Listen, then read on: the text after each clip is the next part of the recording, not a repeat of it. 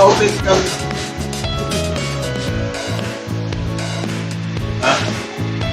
Ah.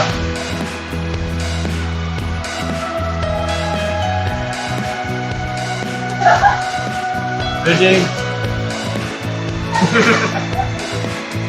Abang waiting malcolm.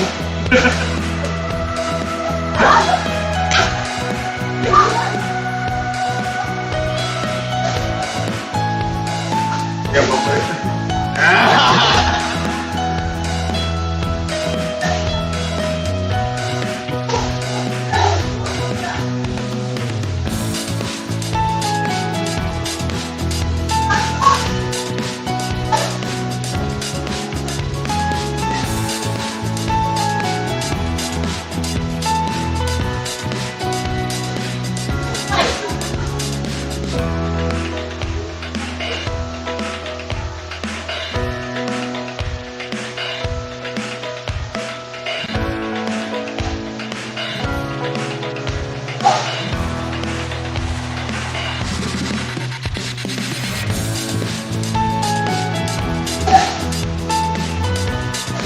Yung naiiyak manood.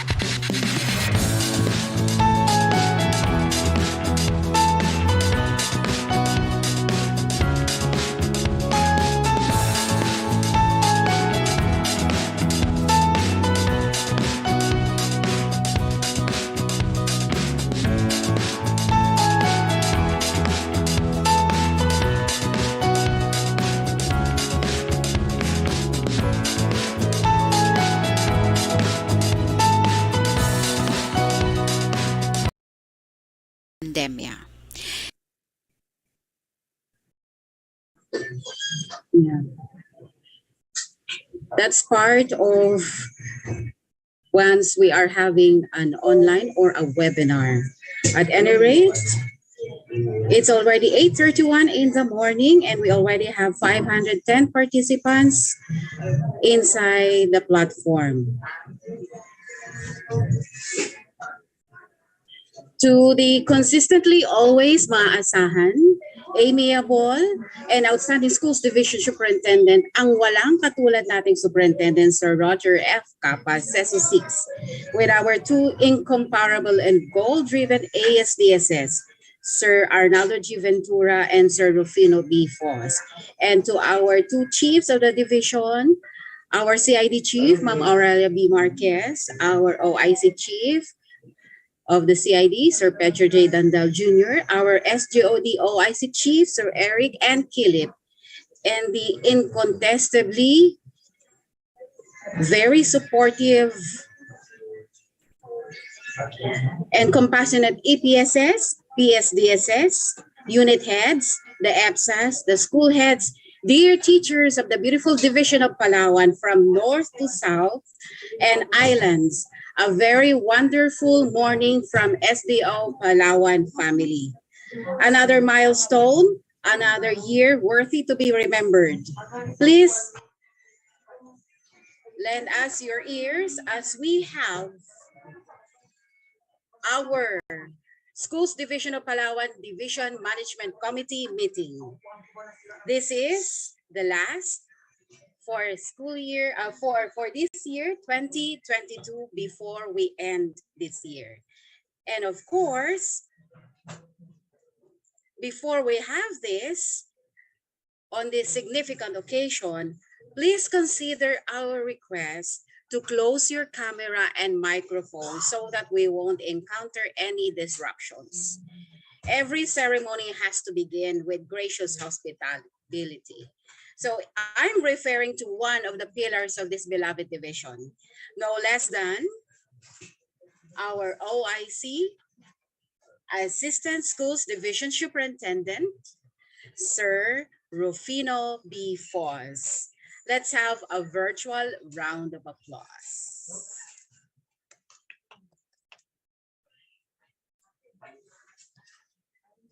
Nasa loob na ba si Sir Foss?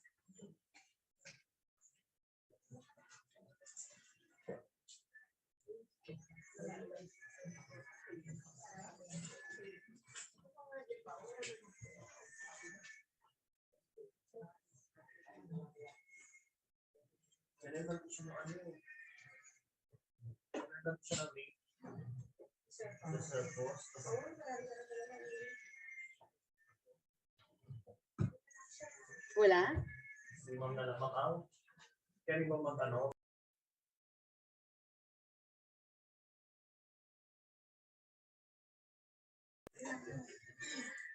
Okay, since Sir Foss is not yet around, let us all have our dear CID Chief for the opening remarks. Ma'am Aurelia B. Marquez. Thank you so much, Ma'am Ave. Good morning, everyone. And welcome to our regular online MANCO meeting for the year 2022. This might be the last. However, this is a very essential, very crucial time to discuss matters pertaining to program implementation, governance, and everything that concerns about our Department of Education in the DepEd Palawan. This is also the time that we will be requesting all our school heads, our district supervisors, and everyone out there to prepare for the closing of the year reports and all the requirements. So I believe that everyone is ready. Everyone is committed to do all the things that will be required of us by the office of our schools division superintendent. And to highlight this message, I would like to pay my courtesy and respect to our dear schools division superintendent, Sir Roger F. Capa, tunay na maaasahan, our two ASDSS, Sir Arnie and Sir Pos, and to all the public schools district supervisors, school heads, and all the participants in this division MANCO meeting, a very pleasant and blessed Tuesday morning to one and all. My advanced Christmas greetings to everyone and may God bless us all. Again, magandang umaga po sa ating lahat.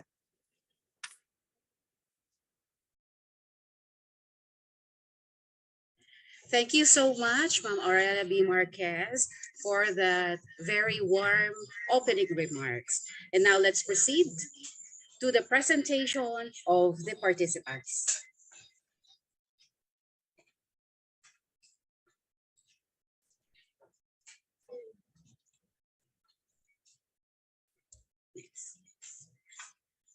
So here in our platform, we are expecting to have the CID personnel.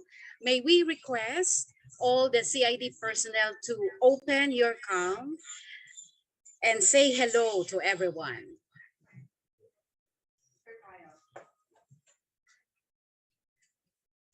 To all the CID personnel, hello. Hello. Hello, good morning. Merry Christmas. Merry Christmas. We also have the SGOD personnel. For the SGOD personnel, please give us your winning smile. The SGOD personnel, open your cam. At the same time, give us your smile to welcome our dear participants in today's virtual meeting. Do we already have our SGOD personnel around? Hello, Sir Eric. Good morning po. Good morning from SGOD family. Naka-disable po yung camera namin. Oh, okay. Opo. Okay. And next, we also have the OSDS. We also have the OSDS section heads. Can we see our OSDS section heads?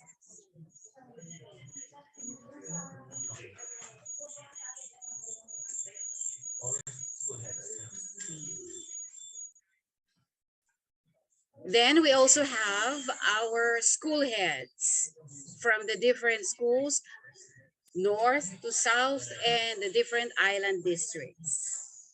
Hello, good morning. And of course, part of the participants of today's virtual meeting are the school and district bookkeepers.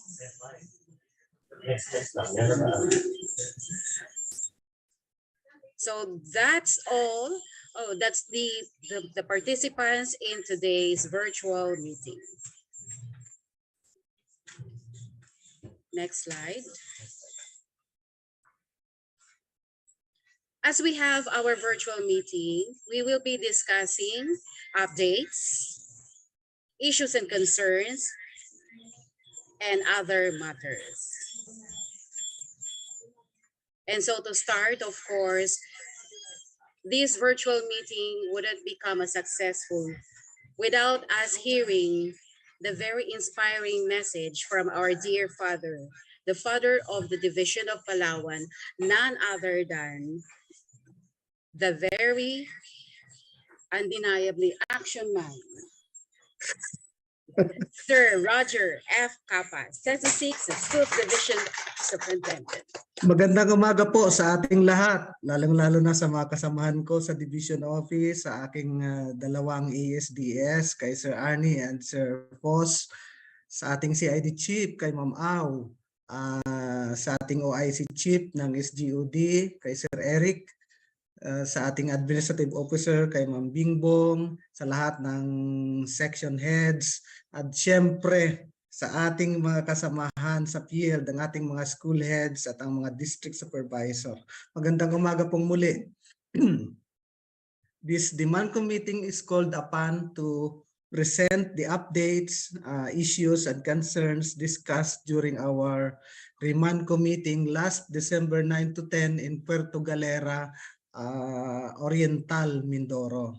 And this will be our last Management Committee meeting, Division Management Committee meeting for 2022. No? Time flies, ang bilis ng panahon, and we've already reached the conclusion of the year. At ang ibig sabihin yan, marami pa tayong isasubmit na mga report, marami pa tayong gagawin. At syempre, hindi po natin maipagkakaila na marami tayong inaning tagumpay sa taong 2022. At bilang inyong superintendent, malaki po ang pagsaludo at pasasalamat ko sa inyong lahat, lalong-lalo na po sa ating mga school heads at sa ating mga district supervisor na kayo po ang nasa frontline ng ating program implementation. And we cannot take the credit that truly belongs to you, our field people. Kami po dito sa Division Office ng Palawan, we can only set the direction and provide the vision and support endeavors. Pero kayo po, it is you, ang aming mga school heads, at lahat ng mga tao sa field who are truly responsible when it comes to school outcomes. And it is also you who dictate the tempo of progress in your respective districts and schools. So this morning, I celebrate and thank all of you for your continued support to all our programs and projects. I am very thankful for all the efforts that everyone has put in this year. Without the teamwork and goodwill of everyone, achieving our goals and objectives would not have been possible. Maraming salamat po. Thank you so much everyone for your support, commitment, resilience, and work rate. Maligayang Pasko po sa inyong lahat. And I hope that this Christmas season brings joy and happiness to you and your family. Naging produktibo po ang ating taon dahil po yan ay sa patuloy nating pagiging maaasahang palawinyo. Maraming salamat po muli at magandang umaga sa ating lahat. Thank you so much, Sir Roger F. Capa, for that very inspiring message. At the same time, from the hearts of the CID family, we wish you a very happy birthday po. Thank you. So this may be the last in school year 2022 or in year 2022, but a new year comes where 2023 is welcoming us all with new accomplishments. Of course, hindi magkakaroon tayo ng isang magaling or fruitful accomplishments without the leadership of our dear superintendent and our two ASDSs. And now let's proceed.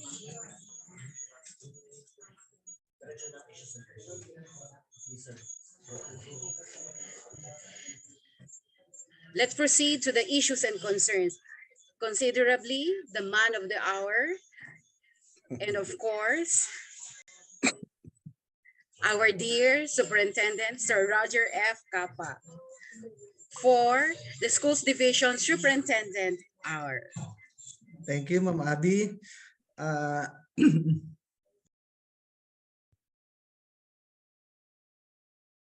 okay na ba? Okay, present ko po sa inyo yung aming mga napag-usapan during our Dibman meeting last Friday and Saturday in Puerto Galera Occidental, Mindoro. Ano lang po ito, mga bullet lang, and then i-discuss natin, and yung iba hindi na po natin kailangan i-explain. Number one, continue observing health protocols. No? Ask your health personnel to monitor the schools constantly. So nakakalimutan na po natin ng ating mga schools na obserbahan po ng ating central office at ng regional office na medyo nakakalimutan na po yung ating pag-observe sa ating mga pinatutupad na health protocol. No? So i-remind po natin ang ating mga teachers, ang ating mga learners na patuloy na sumunod sa ating mga ipinapatupad na health protocol. Andito pa rin po ang COVID, hindi pa po siya tuluyang nawawala, kaya po patuloy tayong mag-ingat. Okay, next slide po. Request schools to submit their plans for semestral break. Our SIM break will be on February 2023 and start planning for your SIM break. Ano po ang inyong gagawin? Kung meron po ba kayong inset at ano po ang inyong mga topic na i-discuss sa inyong in-service training. And then submit your plans for your semestral break to the office of ASDS Rufino Foss. Okay. Next slide. Okay. Ito po ang ini-emphasize ng ating secretary, and this is clearly stipulated in DepEd Order number 47, series of 2022. Refrain from seeking endorsements, recommendations, contributions, support, consideration, political accommodations, or any form of intervention from other government personnel or similar entities outside of the DepEd. Lalong-lalo na po sa mga politician.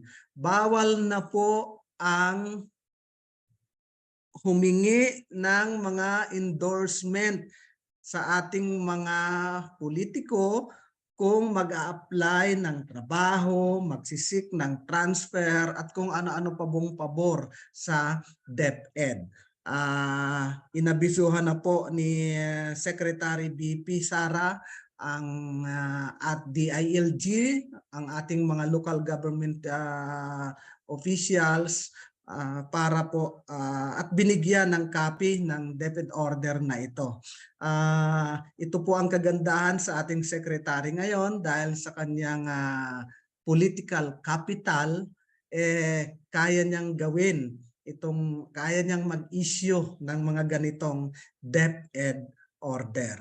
So inuulit ko po, sabi nga po ni BP Sara, hayaan na po ang politika ay para sa mga politician at ang DepEd ay para sa mga taga DepEd.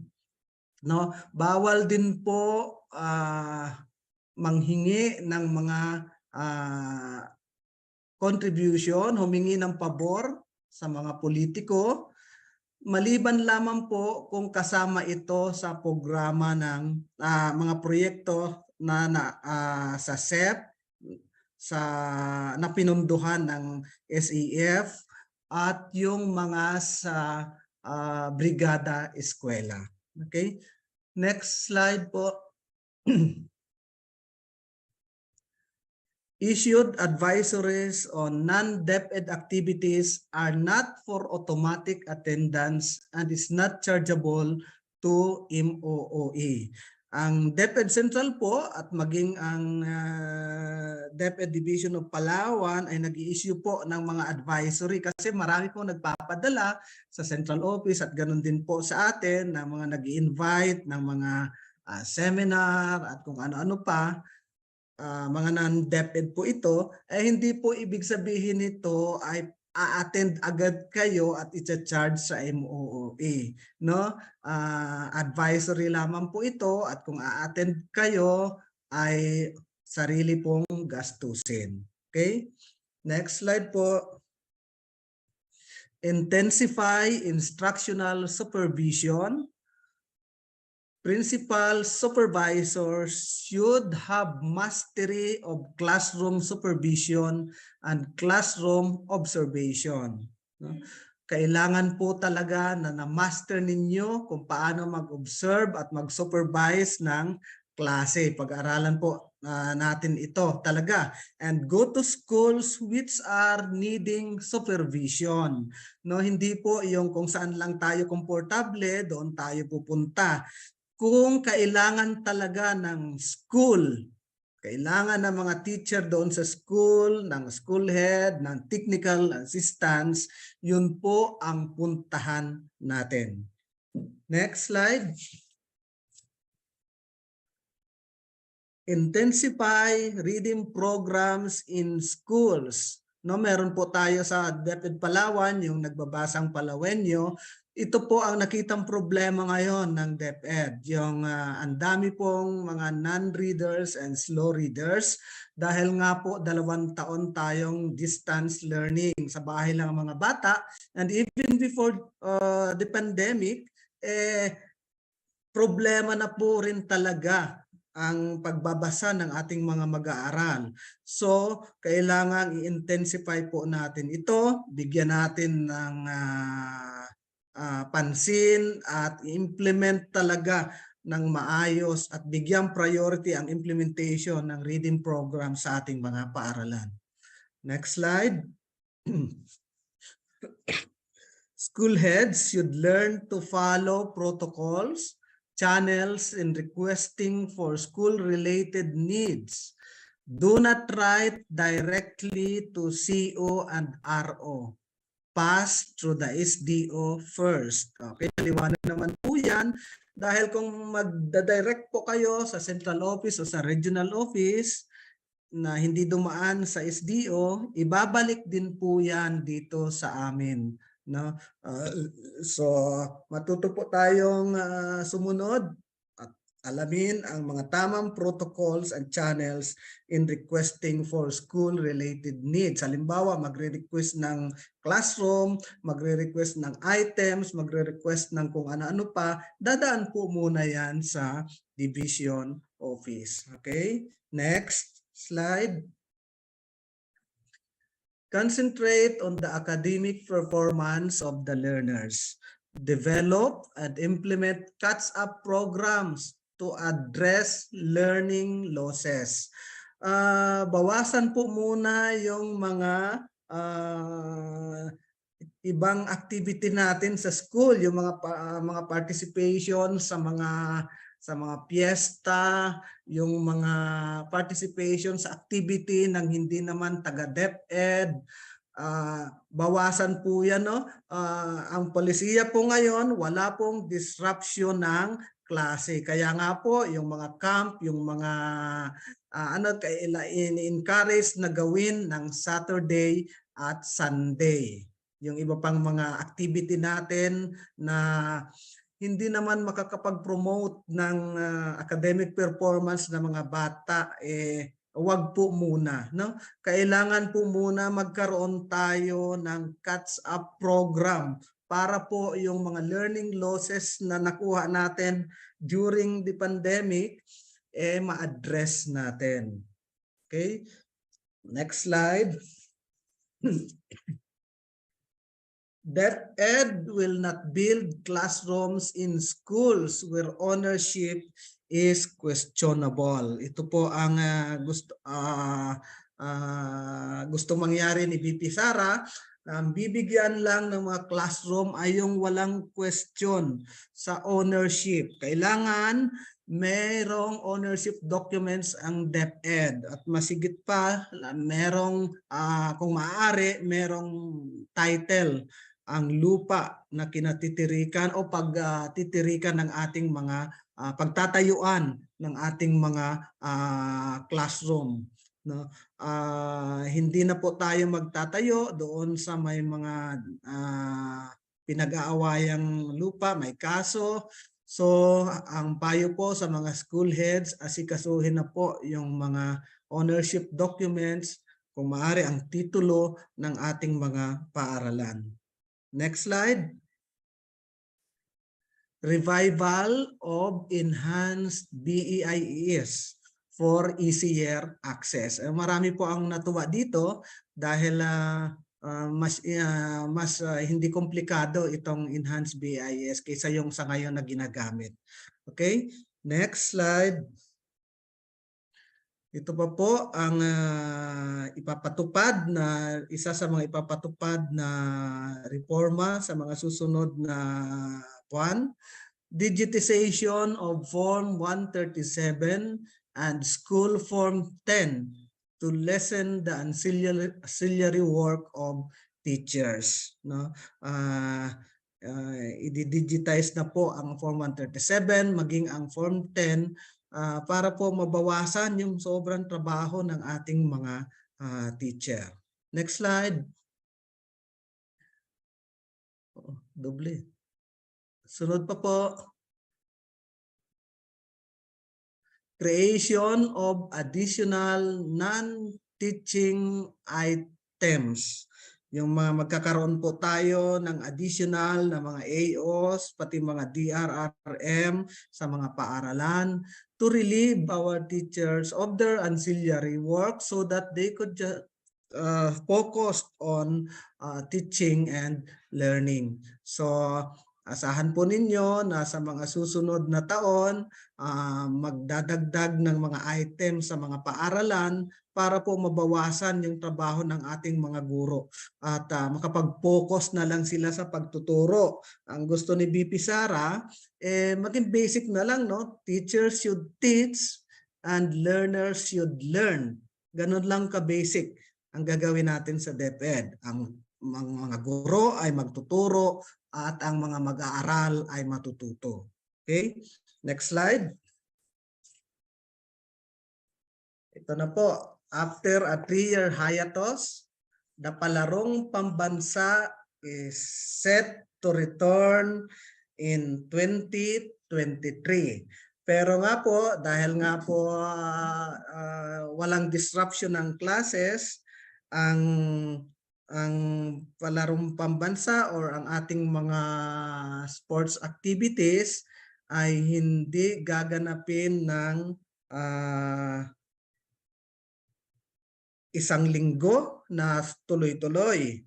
Ito po ay gagawin ng pwedeng 3 buwan o 4 na buwan. Depende po. Gagawin lang tuwing Saturday, Sunday, and holidays. No? Palarong pambansa will be conducted at yung mga sports activities natin will be conducted in a modified format, staggered or clustered. So yung mga details na ito, i-discuss siguro ng SGOD ni Sir Eric at meron na rin po tayong bagong division sports coordinator na na-designate para sa Division of Palawan. Okay? Next slide. So thank you po. Yun lang po ang mga importanteng na-discuss during our Regional Management Committee meeting. Maraming salamat po.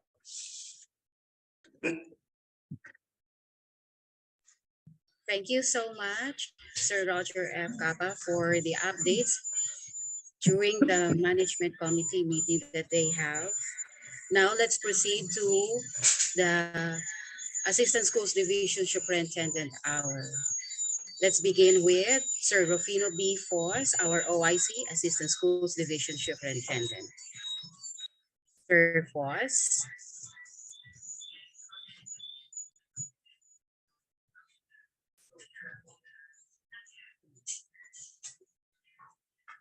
Wala pa po ba si Sir Foss?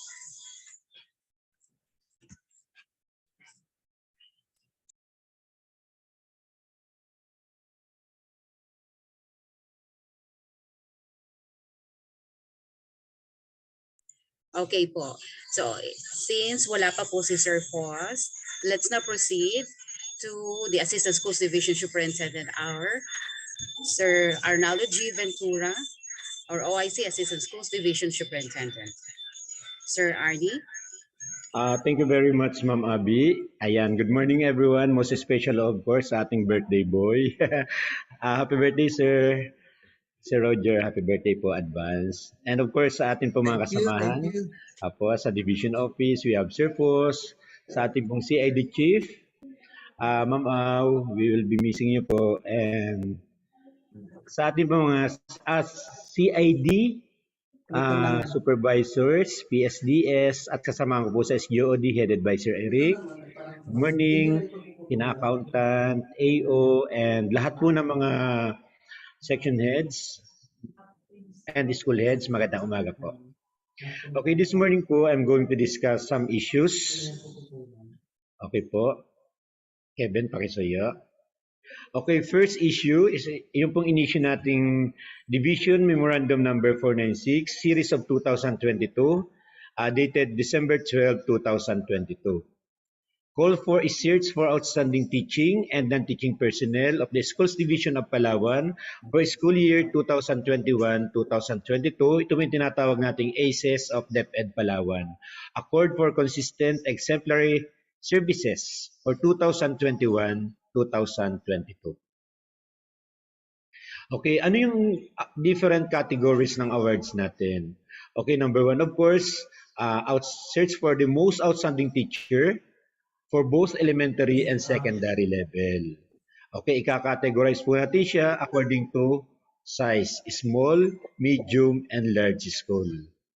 Outstanding master teachers, again, for both elementary and secondary. Outstanding special education teacher for elementary and secondary. Outstanding multi-grade teacher, that is for elementary lamang. Ano po? Outstanding madrasa education teacher, elementary and secondary. Outstanding IP education teacher for elementary and secondary. Outstanding alternative learning system teacher or yung ating mobile teacher. Next. Next category po. Outstanding school heads. Ika-categorize mo natin siya for small, medium, and large school category. That is intended for elementary and secondary.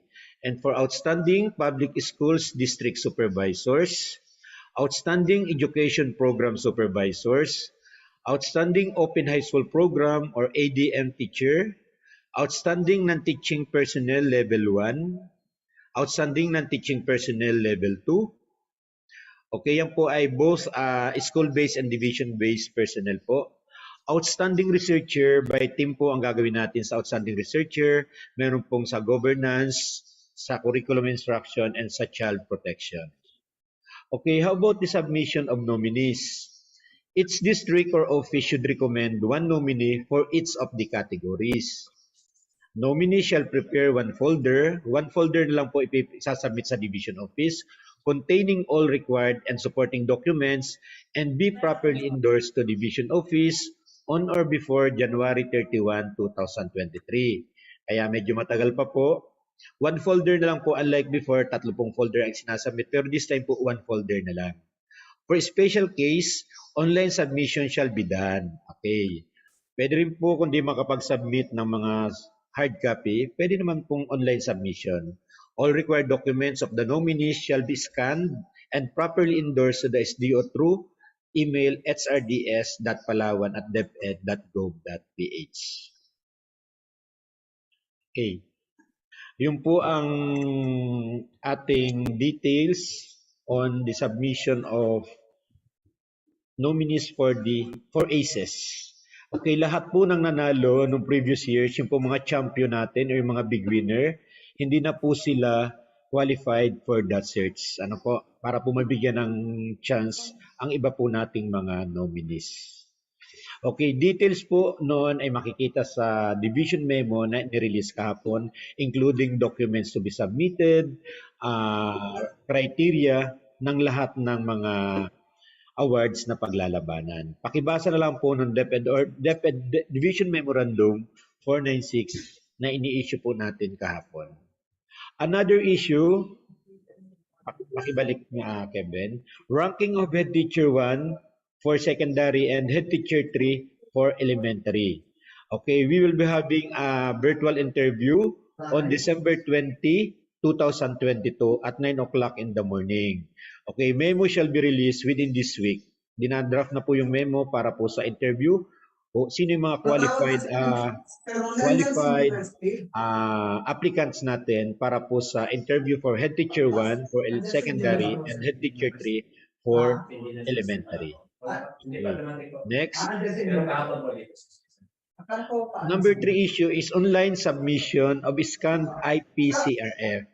Sino po ang magsasubmit ng mga IPCRF? Okay. Ang lahat po ng school head submitted ng OPCRF nila. Okay. Ang mga teachers, ongoing na po ang submission. And this time naman po, sino naman po yung magsasubmit ng scanned IPCRF? Okay. All division-based personnel. Lahat po ng mga division-based personnel, non-teaching personnel po natin. Okay. School health and nutrition, kasama po ang nurses, dentists, doctors, yan. Okay, lahat po ng CID and SGOD, personnel, EPS, FSTO, PSDS, and school-based non-teaching personnel. Lahat po ng mga AOS, lahat po ng mga non-teaching, ADAS 2, ADAS 3, utility, or basta lahat po ng non-teaching personnel. Sila po ang required po na mag-submit ng scanned IPCRF. Okay, next. Ano yung isasubmit nila na documents? Diba, in our IPCRF, in our RPMS, there are 4 parts. Dapat approve IPCRF natin. Part 2, behavioral competencies. Part 3, summary of ratings. And Part 4, development plans. Saan po siya isasubmit? Where to submit? Okay, maglalabas po ng memo ang division office kung saan siya isasubmit. Pero magkakaroon po tayo ng SDO online facility for the submission of the scanned IPCRF. Next. Deadline of submission of the scanned IPCRF on or before January 31, 2023. Who will be in charge sa submission? Isa lang po ang i-in-charge natin sa submission ng lahat ng mga IPCRF.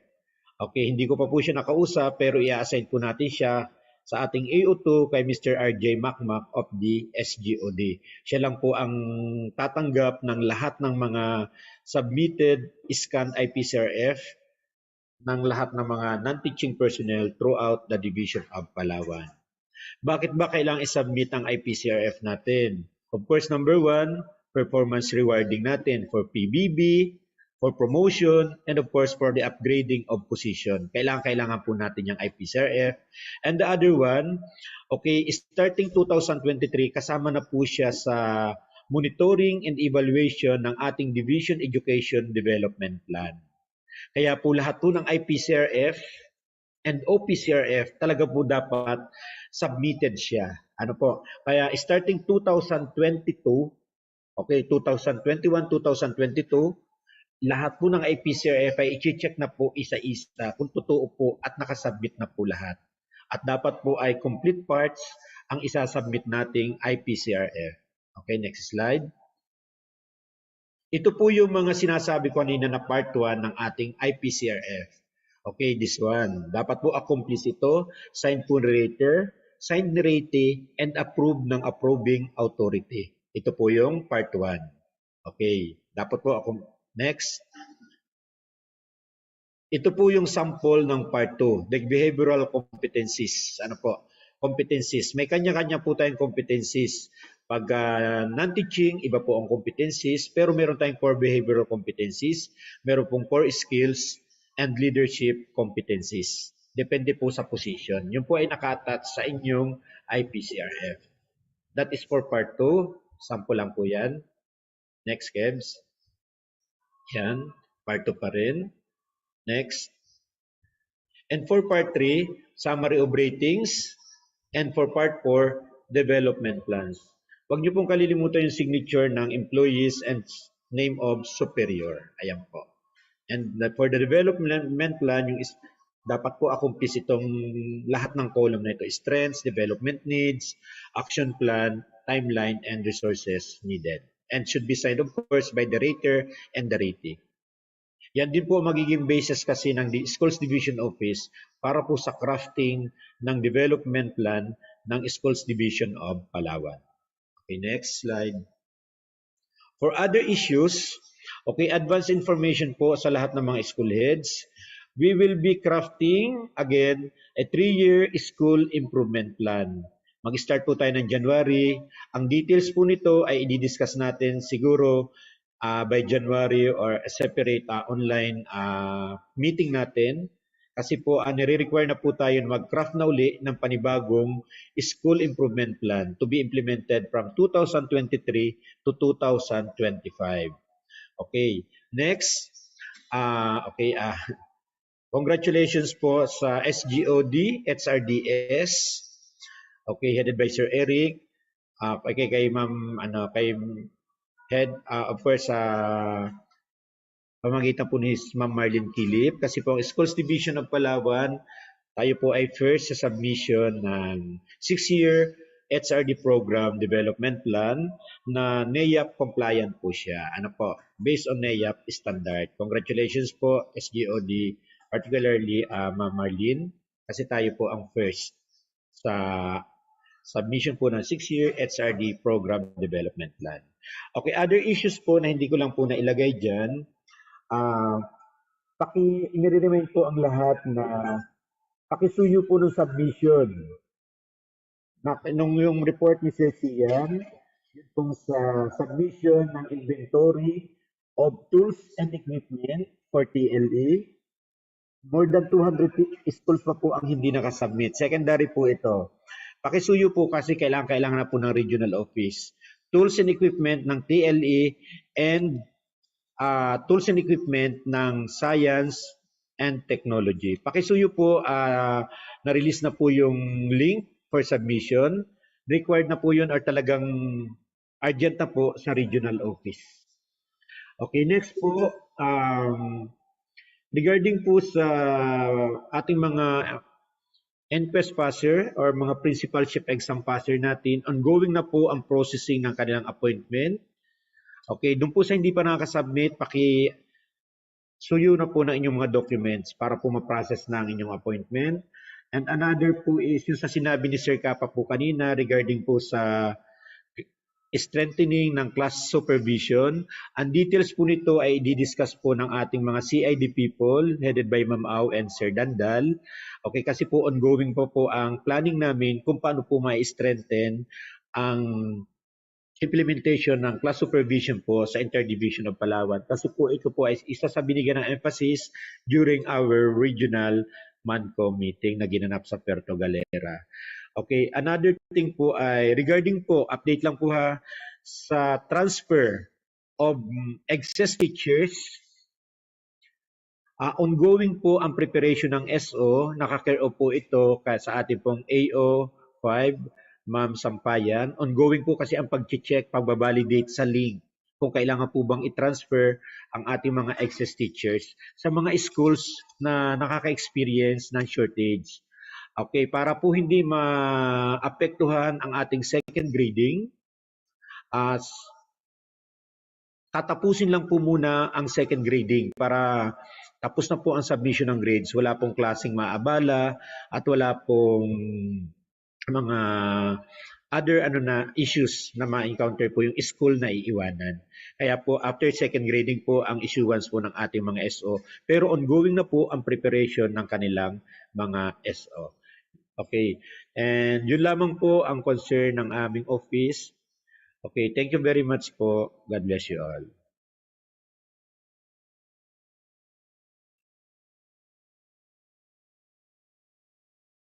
Thank you so much, Sir Arnie, for the updates regarding especially the ACES Awards. So it's now officially open for all those EPSS, PSDSS school heads, the master teachers, the teaching and non-teaching personnel. Be ready para sa inyong mga documents And congratulations also to the SGOD for being the first to submit the 6-year HRD plan. So diretso na po tayo ngayon. Next slide po. Let's now proceed to the updates, issues, and concerns. Let's begin with the updates coming from the accounting section.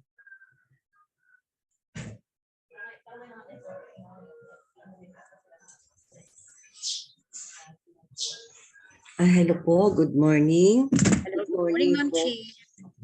Good morning po sa ating mga maaasahang heads. Kay Sir Roger Capa, ang ating Schools Division Superintendent na lagi po talagang maaasahan sa ating dalawang OIC. Assistant Schools Division Superintendent, Sir Arnaldo Ventura and Rufino Fos. At sa ating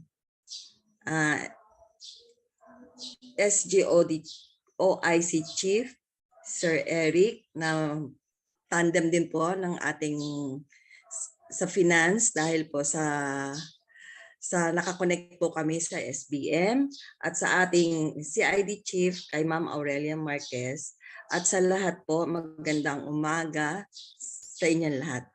Ang amin pong update for this virtual meeting, ito po. Iulitin ko po ulit ito, yung ating issues in concern regarding sa opening. Isa na lang po ang naiiwan. Makakapag-open pa po kaya siya ng current account. Pero ang situation niya po talaga ay napakahirap po ang kalagayan ng ating school sa Kalayaan. Ano po? So yung pangalawa po, yung deadline ng submission ng request. Nagpapasalamat po ako sa lahat ng mga school heads na na-comply po natin ang request ng November 15. So ang nag-release po kami hanggang November 30. Ano po? Nagpapasalamat po ako doon sa lahat na nagkapag-comply. Ngayon po, etong medyo may mga problema po tayo sa liquidation na ang date po natin ay December 15, 2022. Kasi po parang may kinakandak pa mga training ang division office, ang central office, ang regional office. Yan po ay maraming nagtatanong paano daw po yung kanilang mga travel. Ano po? So binigyan po namin sila ng extension, ng submission, yung mga concern lang po na talagang may mga authority to travel. Ano po? Na hanggang after Christmas po na mag-submit sila ng kanilang liquidation para hindi naman po tayo ma-delay sa 2023. Ano po? So yun po yun. Yung ibang hindi po nakapag-comply, sige po, sa kapag-uusapan na lang po natin ulit yan. Ano po? Next slides po. Ito po. Medyo hindi ko alam kung good news o bad news kasi po based sa National Budget Circular number 587 January 2022, ito po yung guidelines sa release ng funds natin ng 2022 na ang ating fund ay ito po, addressed to all heads of department agencies, state universities and colleges, SUCs, and other offices of the national government, including commissions, offices under the Constitutional Fiscal Autonomy Group, government-owned or controlled corporations, and local government units, receiving budgetary support from the national government, budget officers, head of accounting units, and all other concerned. Ang subject po nito ay yung guidelines on the release of funds for year 2022. Ano po? Next slides po. Ayan po. Based po doon sa 3.3, consistent with Section 68 of the 4-year 2022 GAA and the President's veto message, all appropriation authorized under the 4-year 2022 GAA shall be available for release, obligation, and disbursement for the purpose as specified and under the same general and special provision of said JA, General Appropriation Act, applicable thereto as follows. Ito po yun, yung personal services and ang personal services po ay hanggang December 31 lang po, 2022, ang pwedeng i-utilize. Ano po? Personal services. Kaya po ngayon nag-generate tayo ng savings. Humingi po ang central office ng savings para po sa na maigran po sa atin ang SRI. Ano po? So kaya po sila nagbigay na hindi po ito continuing ang ating PS. para makapag-release din po sila ng SRI sa atin. Kasi before po ang ating SRI ay na-receive natin December yung 7,000, tapos 3,000 po following year, 2022. Ano po? So ngayon po parang ang pinopropose po nila ay 12,000. Hindi ko lang po alam kasi po parang nag-aanos na ang central office na ang bibigay po this December is 9,000 and 3,000 following year. So nag-generate pa po sila ng savings talaga para sa pagbayad ng ating SRI for current year 2022. So ito po yung pangalawa, yung 3.3.2. Maintenance and other operating expenses and capital outlays until December 31, 2023. So ito po, ang ibig sabihin po nito, yung mga hindi po natin na-downloadan, hindi po sila naka 100% ng 2022, ay pwede pa po nila itong i-request ng 2023. Ano po, continuing po tayo ng MOE.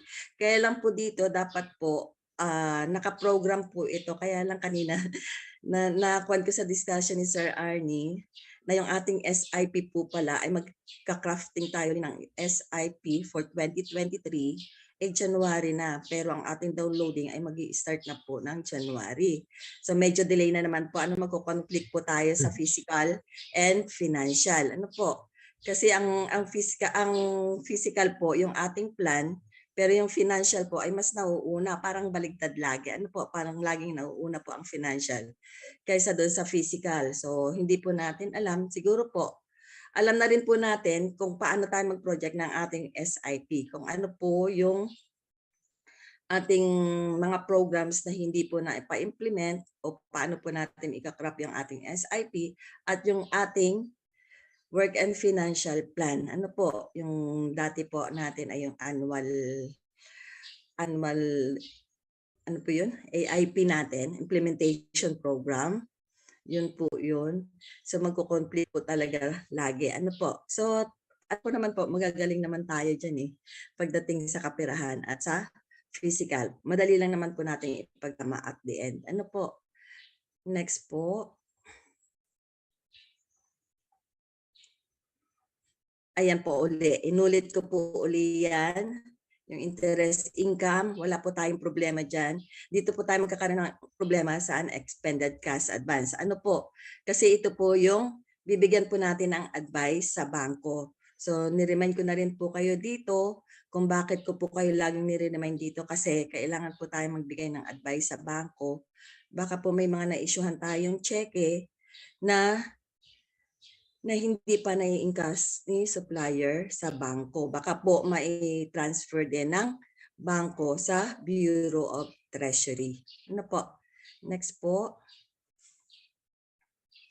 Ayan po. Doon po sa unexpended cash advance and related po sa previous slide natin. Ito po may dagdag po doon sa authority to debit. Pakilagay na lang din po nila doon. Pakisulat na lang po. Yung BTR clearing account, hinahanap po yan ng bangko doon sa unexpended balance ng ating cash advance. Tapos NCO code po, yung FT9999, huwag po ninyong kakalimutan.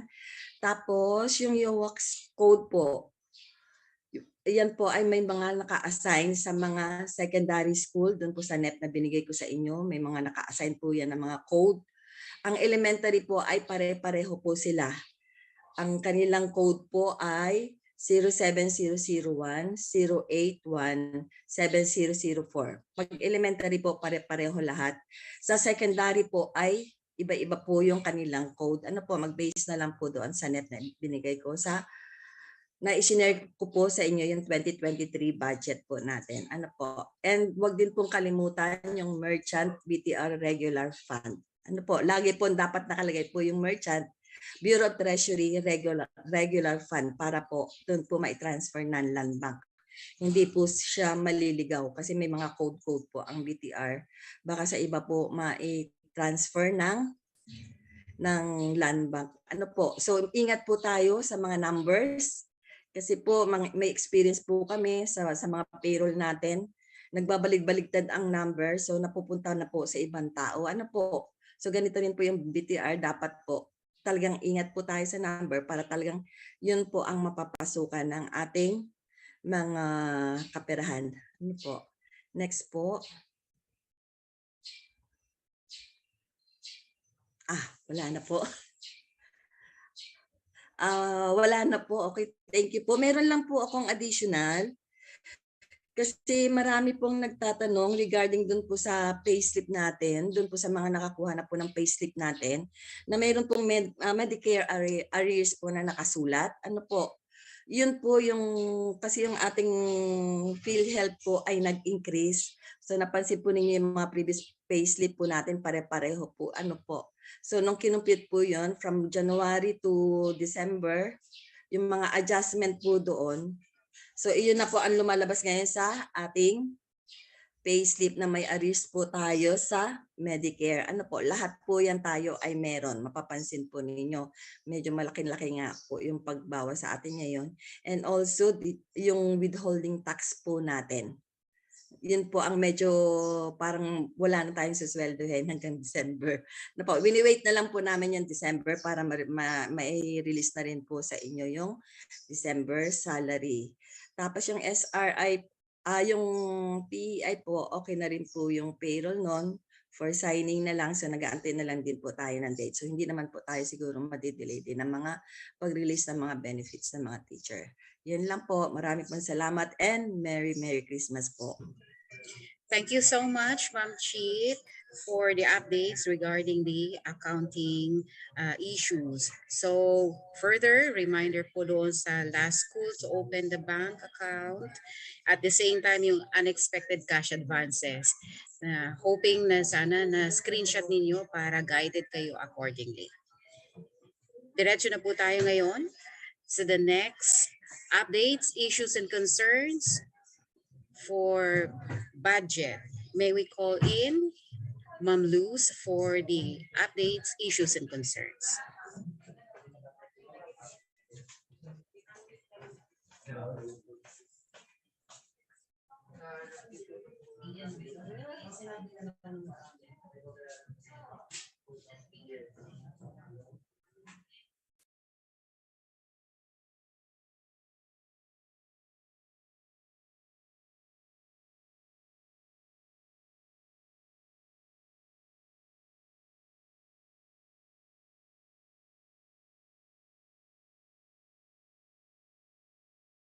Hello po, Ma'am Luz.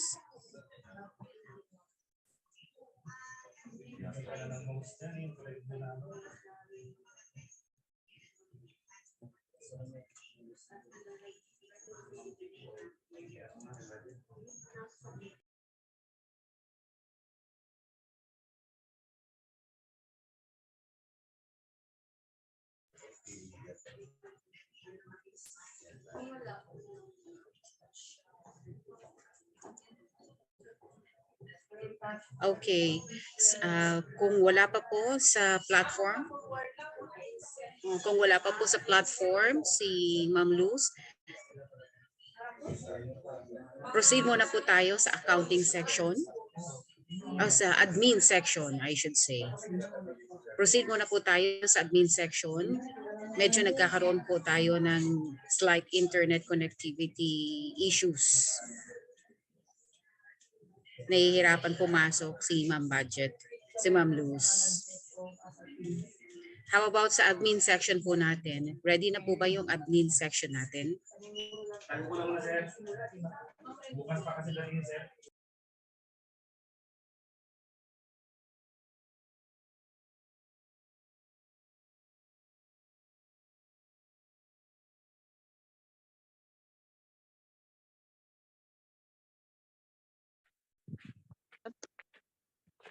Yung aking ano, hindi pa nabalot oh. Ma'am, yan ang ano yan. Para pag-retire niya, mag-duyan na lang siya. Reminders po sa ating mga participants to please bear in mind po na i-check po yung ating microphone at saka yung ating camera.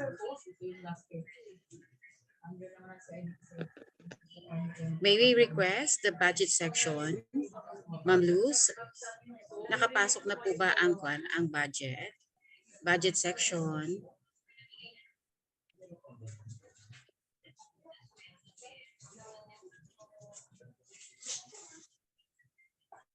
Hindi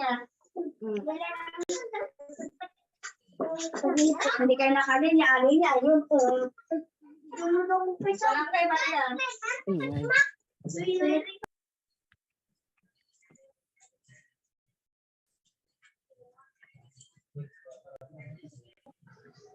Hello po. Okay, so kung wala pa po ang ating updates, issues and concerns regarding sa budget, ang ating admin section, ready na po ba?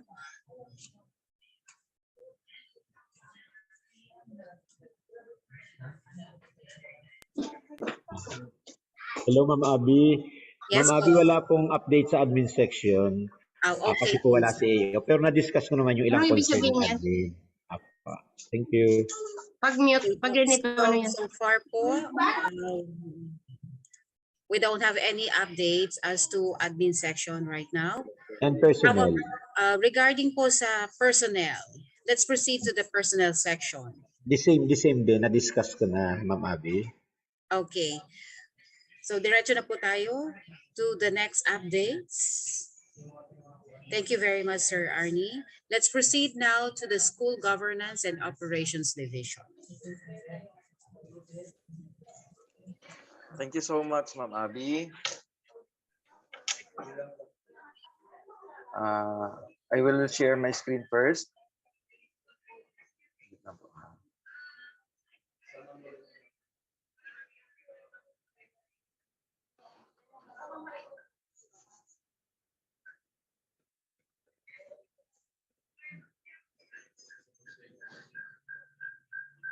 Okay na ba?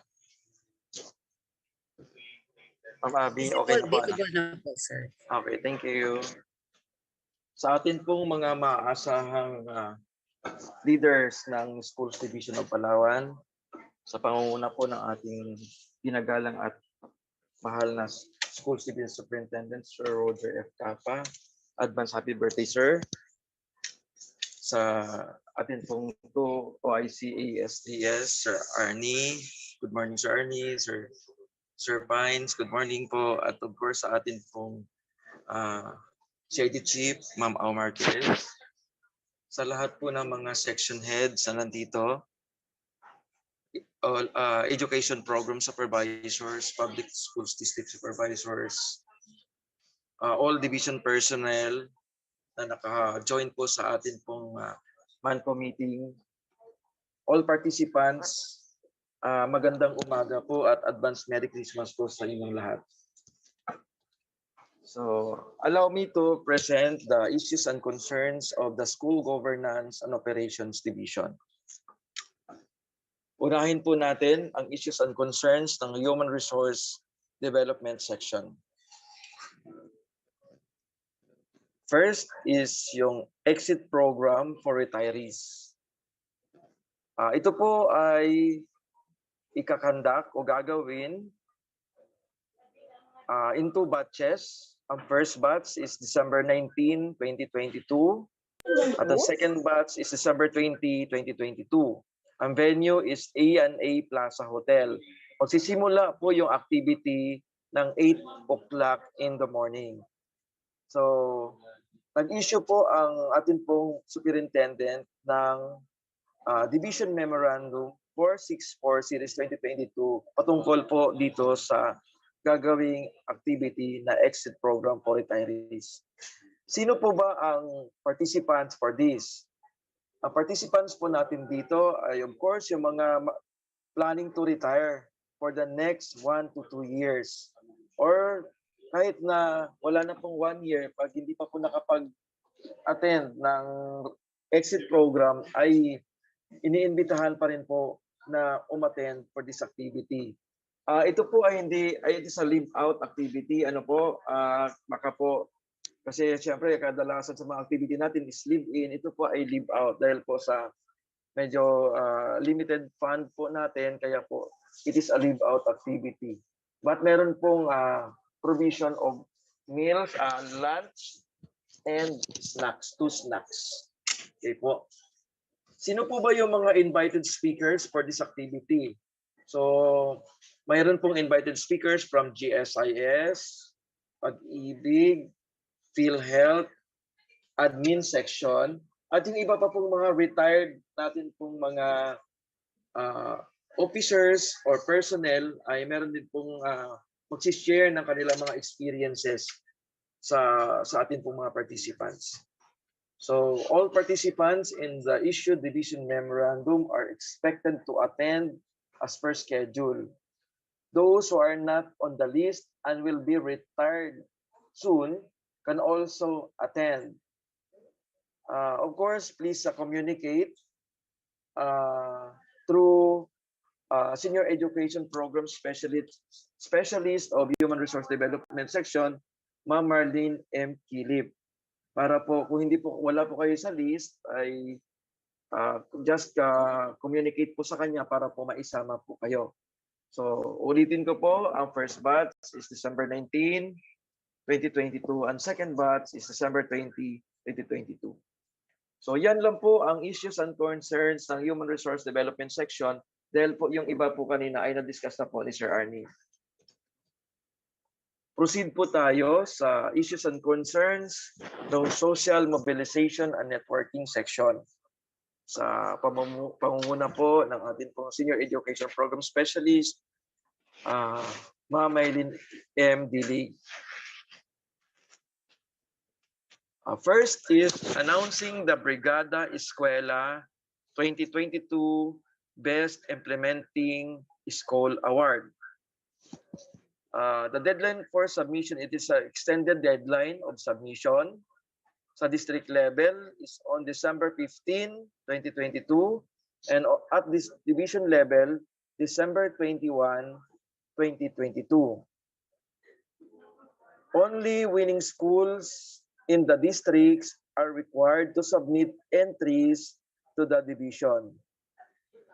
Please submit videos through, ito po may link po for the submission of videos or audiovisual presentation. Ito po https://tinyurl.com/2022 capital BE capital B small EST. So please take note po ng link for the submission of audiovisual presentation. Ang legal basis po natin dito is Division Memorandum number 474 Series 2022 and DepEd Memorandum number 62 Series 2022. Na-release na po ito kasama po yung corrigendum for the extension of submission of entries. For the reference, key player and time frame. So, sino po yung mga key players natin dito? Division, of course, the division, Brigada Eskwela Coordinator, selected division personnel, district heads, district nurses, and district Brigada Eskwela Coordinators. For the recommendation, agreement, or remarks, please refer to the memorandum for more information, or please coordinate with Senior Education Program Specialist Maylin G. Dilig, our Division Brigada Eskwela Coordinator. Another issue and concern from the Social Mobilization and Networking Section. Ito naman po is specifically sa Parent Teachers Association. Ang atin pong coordinator dito ay walang iba kundi po yung atin pong Education Program Specialist 2 ng ating Social Mobilization and Networking Section, Ma'am Grace Estefano. Siya po yung ating Division PTA Coordinator. So, compliance to Division Memorandum number 323 Series of 2022 of Taytay Districts na wala pong no municipal PTA president identified and endorsed. Ulitin po natin. So ito po ay particularly sa Taytay Districts. Hindi po kayo nakapag-identify at nakapag-endorse ng municipal PTA Federation President. So, pasuyo po sa atin pong tatlong magigiting na PSTSS ng Taytay Districts na kung pwede po ay ma-actionan po ninyo itong Division Memorandum number 323 Series 2022. So, ayun po, nabanggit na natin yung legal basis. So, ito po ay dinedirect sa atin pong district heads ng Taytay 1, 2, and 3. Pasuyo lang pong coordinate sa atin pong Division PTA Coordinator, Ma'am Grace Estefano. Ito naman po still under Social Mobilization and Networking Section, Disaster Risk Reduction Management. Ang atin pong PDRRMO or coordinator ay walang iba kundi ang atin pong Project Development Officer to Eugene S. De La Torre. Siya po yung ating Division DRRM Coordinator. Reiteration on the school-based disaster preparedness and response measures during the typhoon season. So lalo na po mga panahon po natin ngayon, although na alam natin medyo mainit, pero po nakakaranas po tayo ngayong panahon ng malalakas na bagyo. So katulad ng taon ay sinalanta tayo na napakalakas na bagyo na kung isipin po natin ay parang hindi natin inaasahan. So kaya po dapat maging handa tayo, prepare tayo para sa mga ganito pong mga disasters. So legal basis, DepEd Order number 033 series of 2021 or the school-based disaster preparedness and response measures for tropical cyclones, flooding, other related disturbances, and calamities. So ito po ay na-address natin sa ating mga school DRM coordinators. Pero hindi lang po sila dapat po ang well-versed or well-oriented or well-informed nitong DepEd Order number 33 series of 2021. Dapat po lahat din po ng mga school heads o maging tayong lahat dapat po ay well-informed po tayo nitong policy. So we advise everyone to have a copy of this at siguro po atin pong basahin, pag-aralan, ano po yung mga nakasaad dito po sa policy guidelines na ito.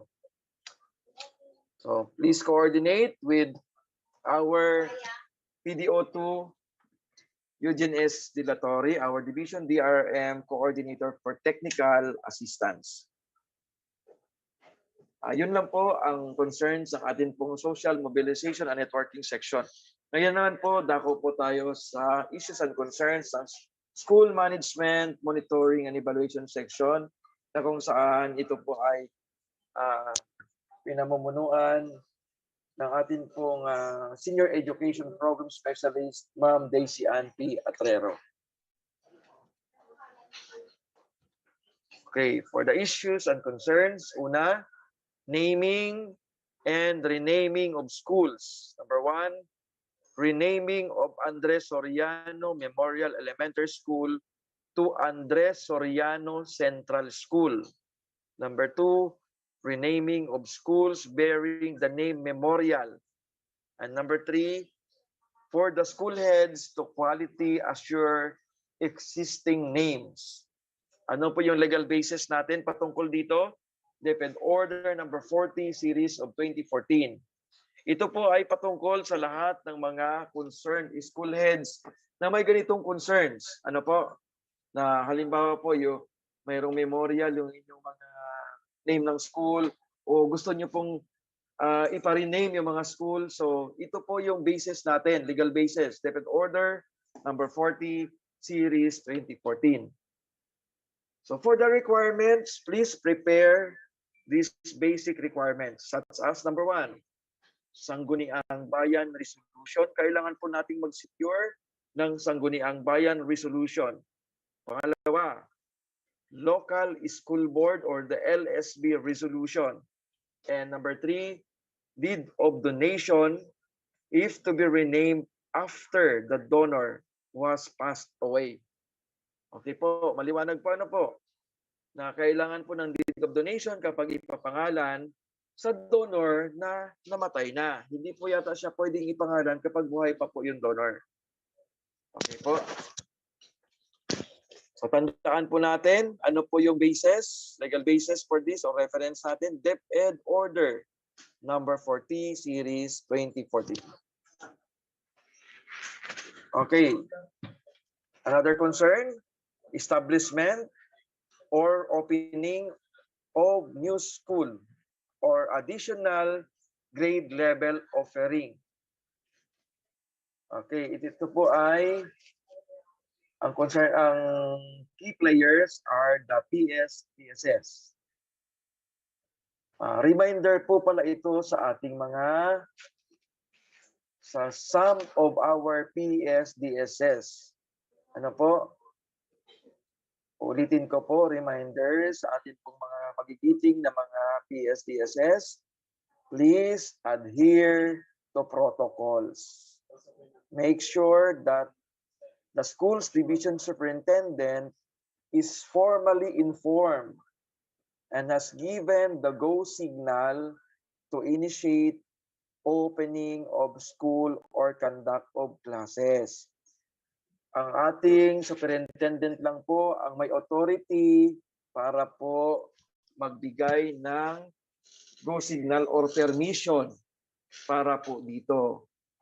Tayo pong mga PS, DSS, even kami po ay wala po kaming authority on that matter.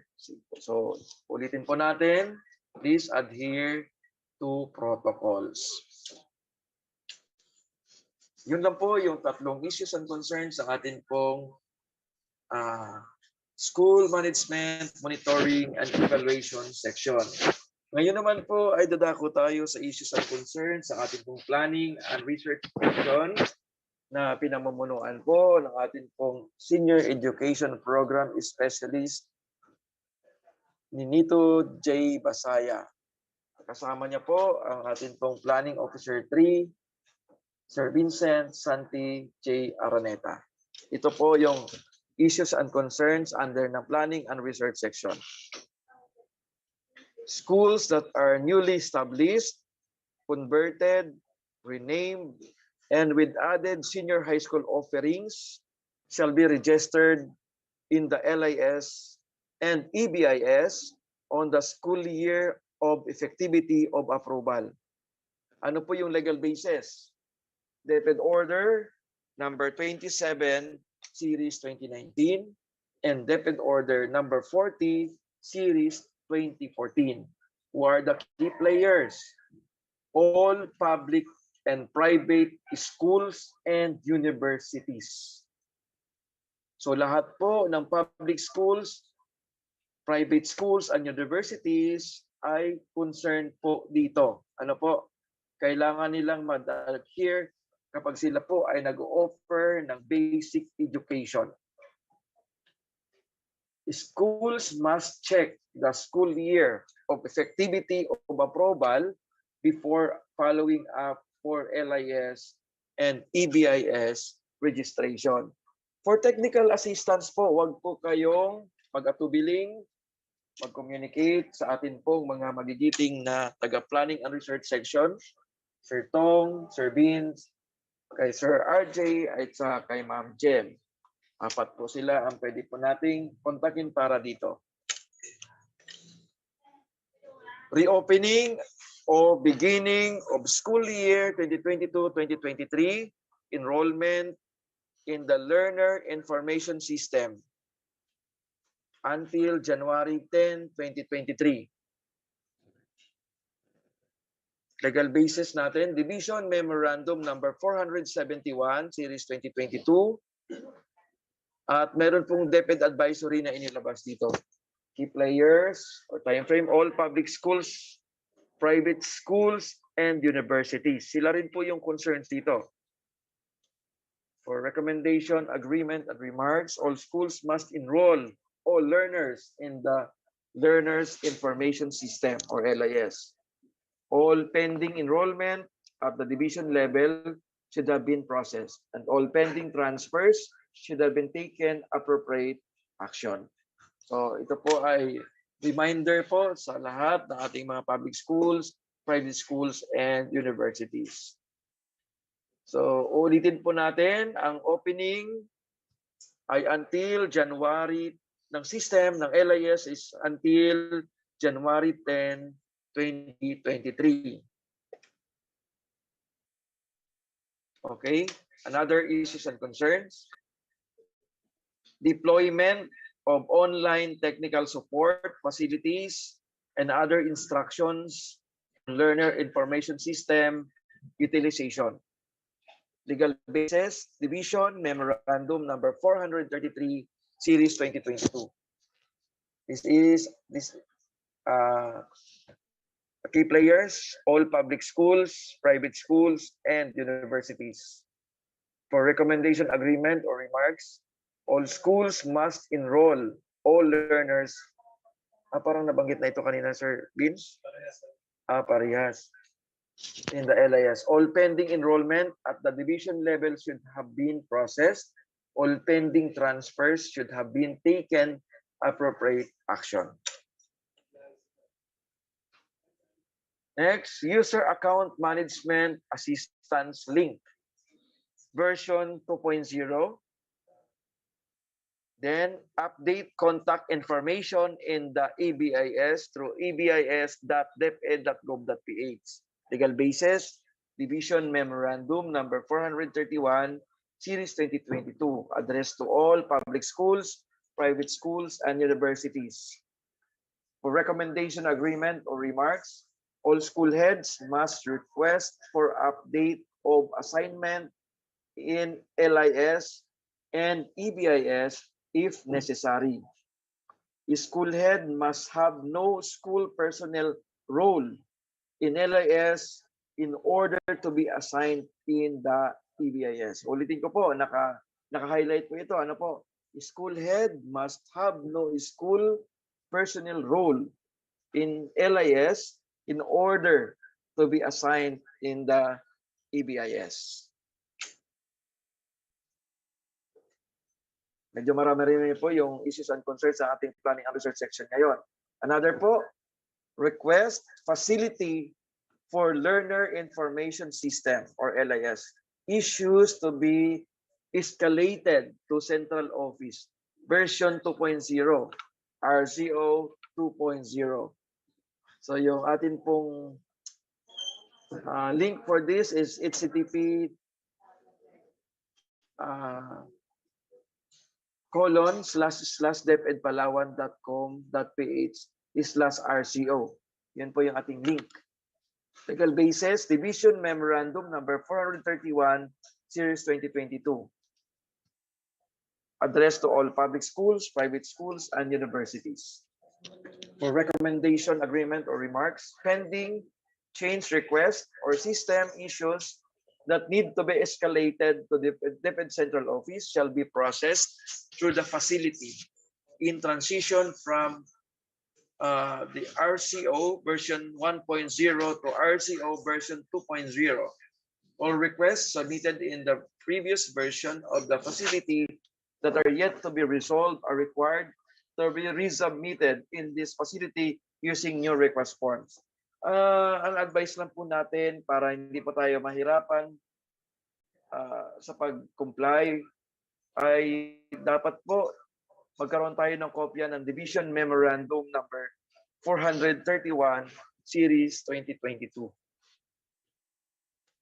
Another issue and concern, pending approval request facility version 2.0 or PARF 2.0.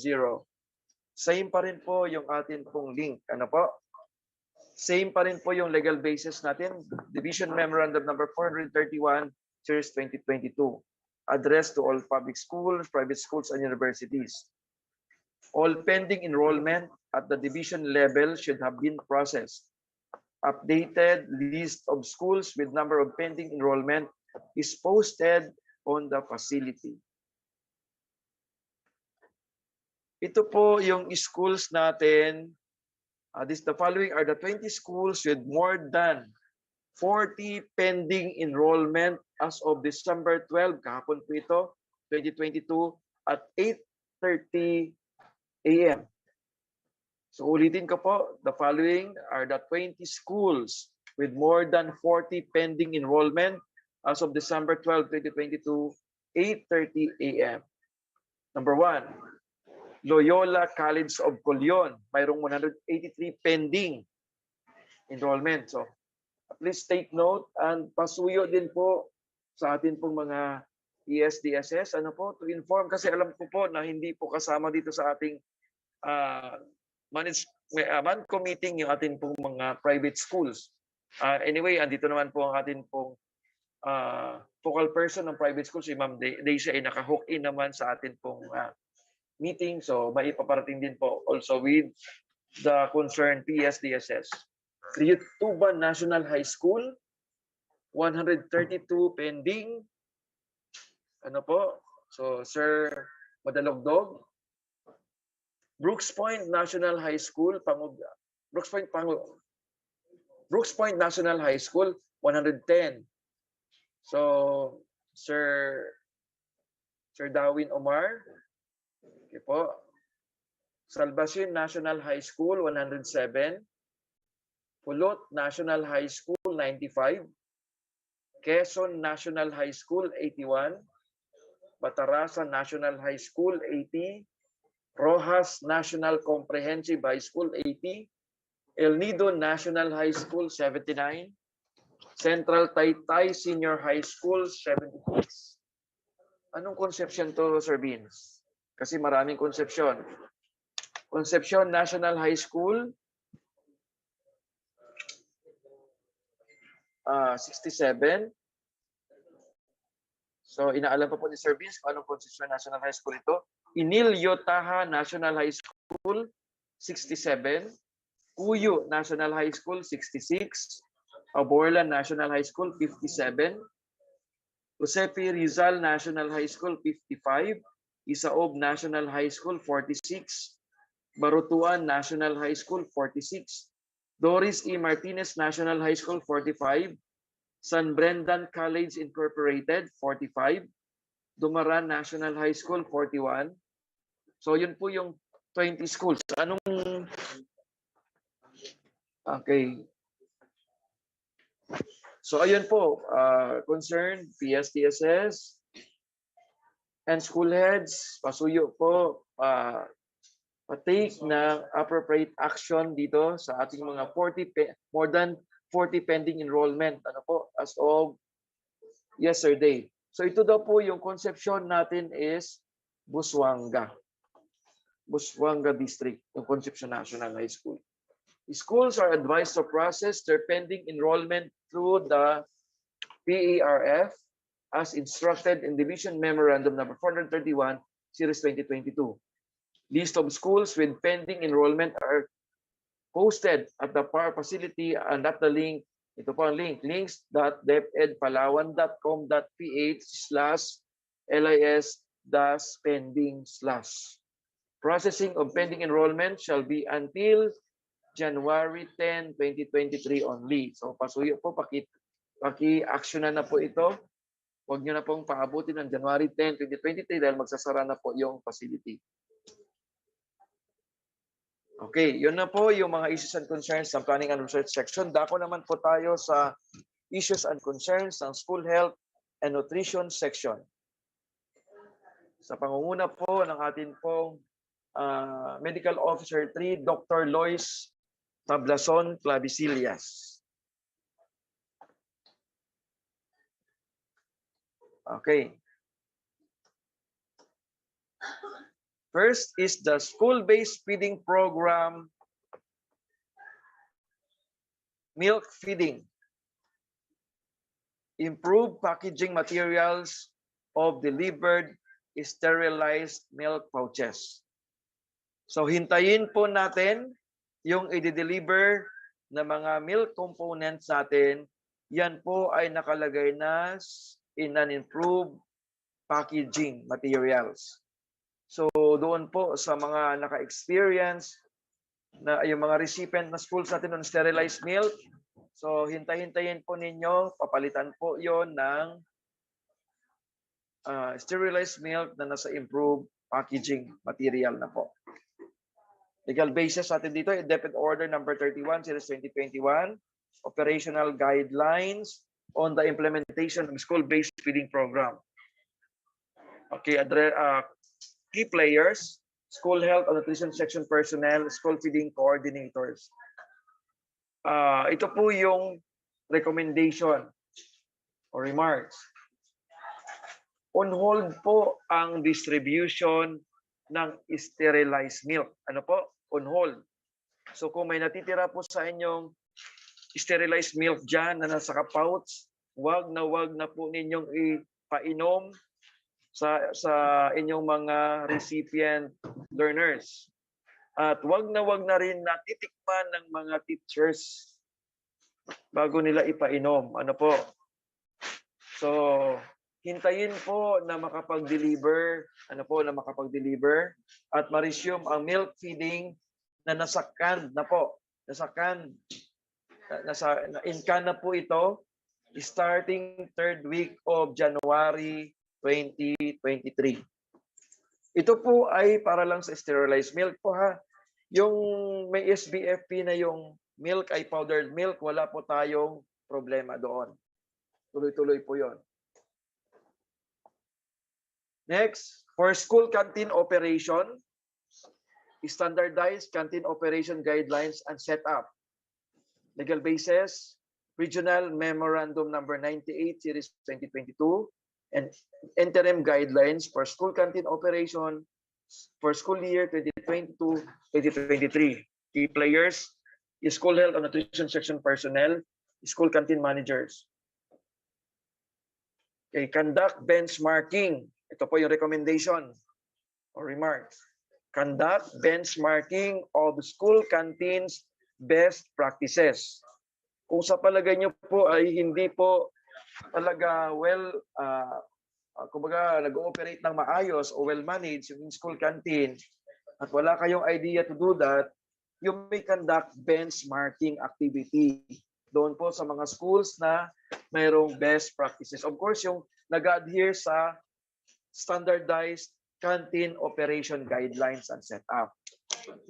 School canteen monitoring will be conducted on the first quarter of 2023. So, magmamonitor po ang School Governance and Operations Division, specifically,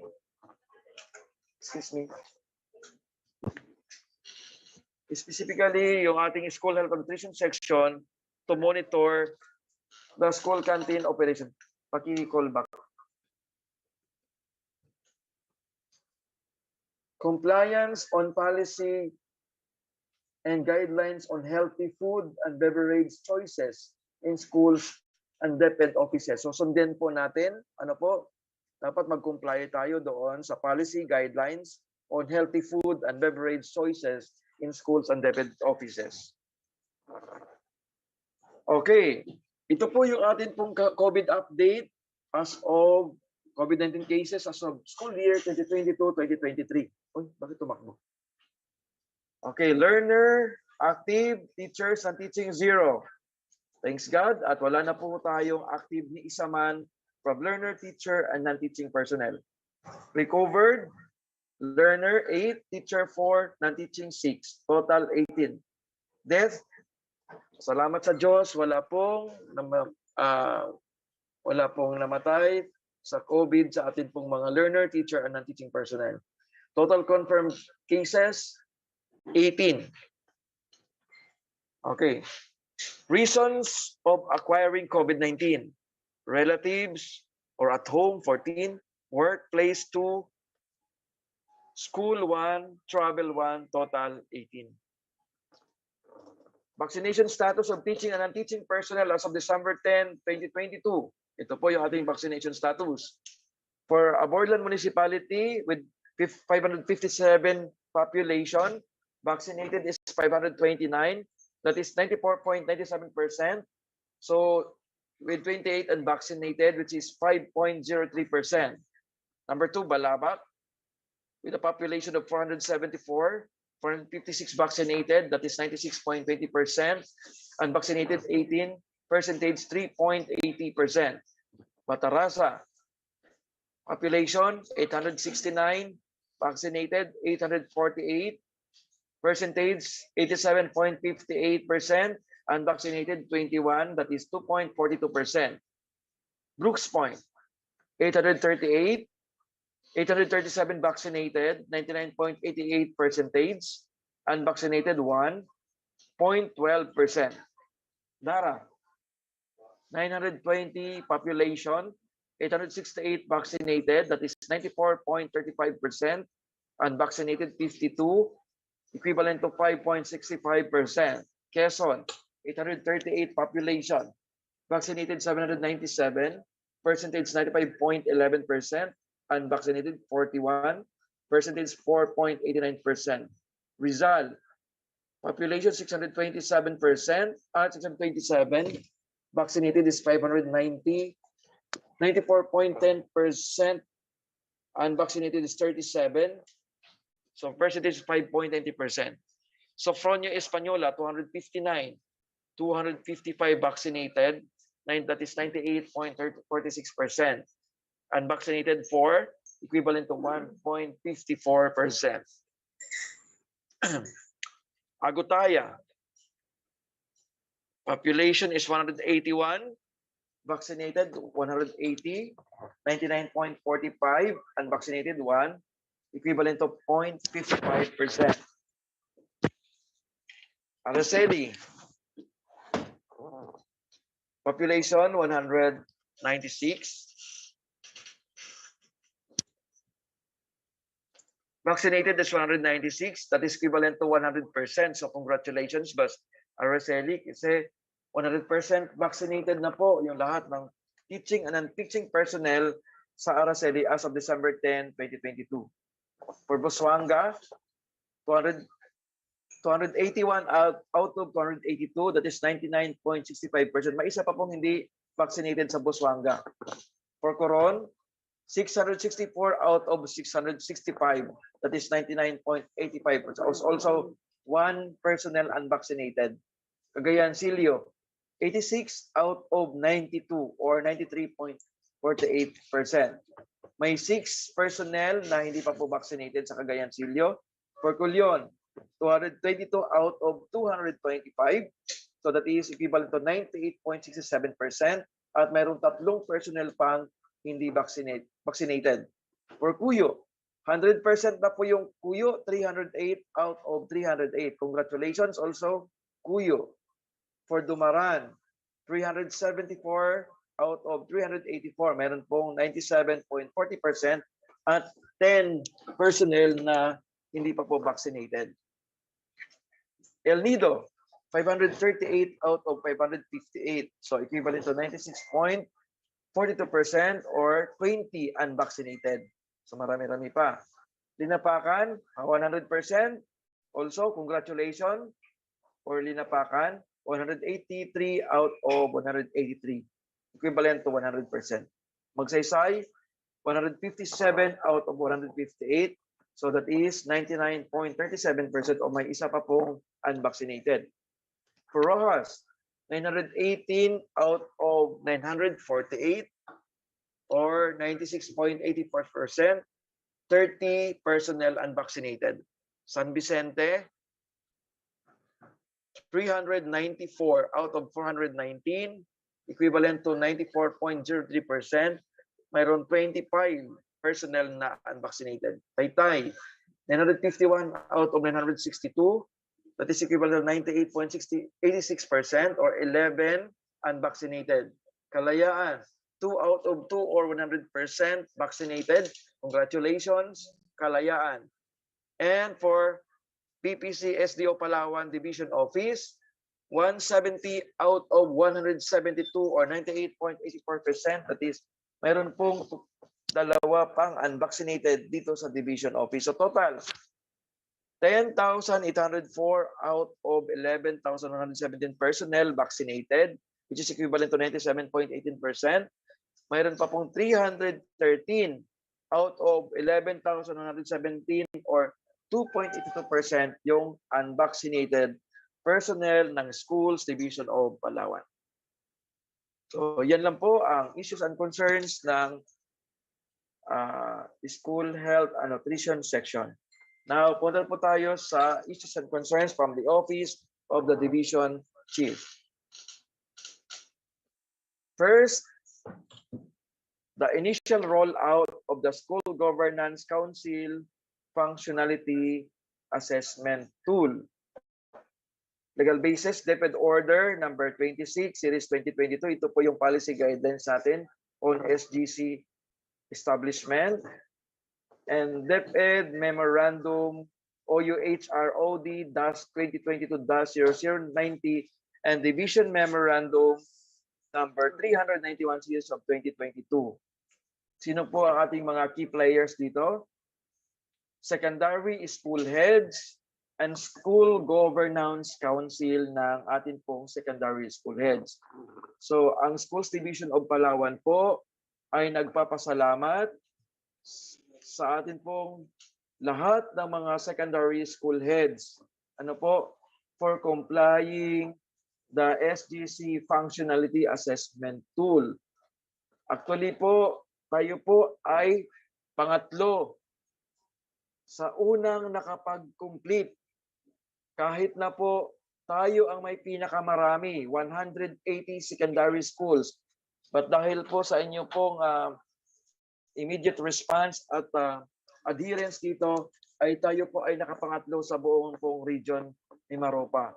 At tayo rin po ay kasama sa mga nanguna para po mag-submit ng tamang report, validated result, sa yung enclosure number 3 natin sa regional office. Actually, sa group chat namin ngayon ay ongoing pa ang reminder sa iba pong mga divisions natin kasama.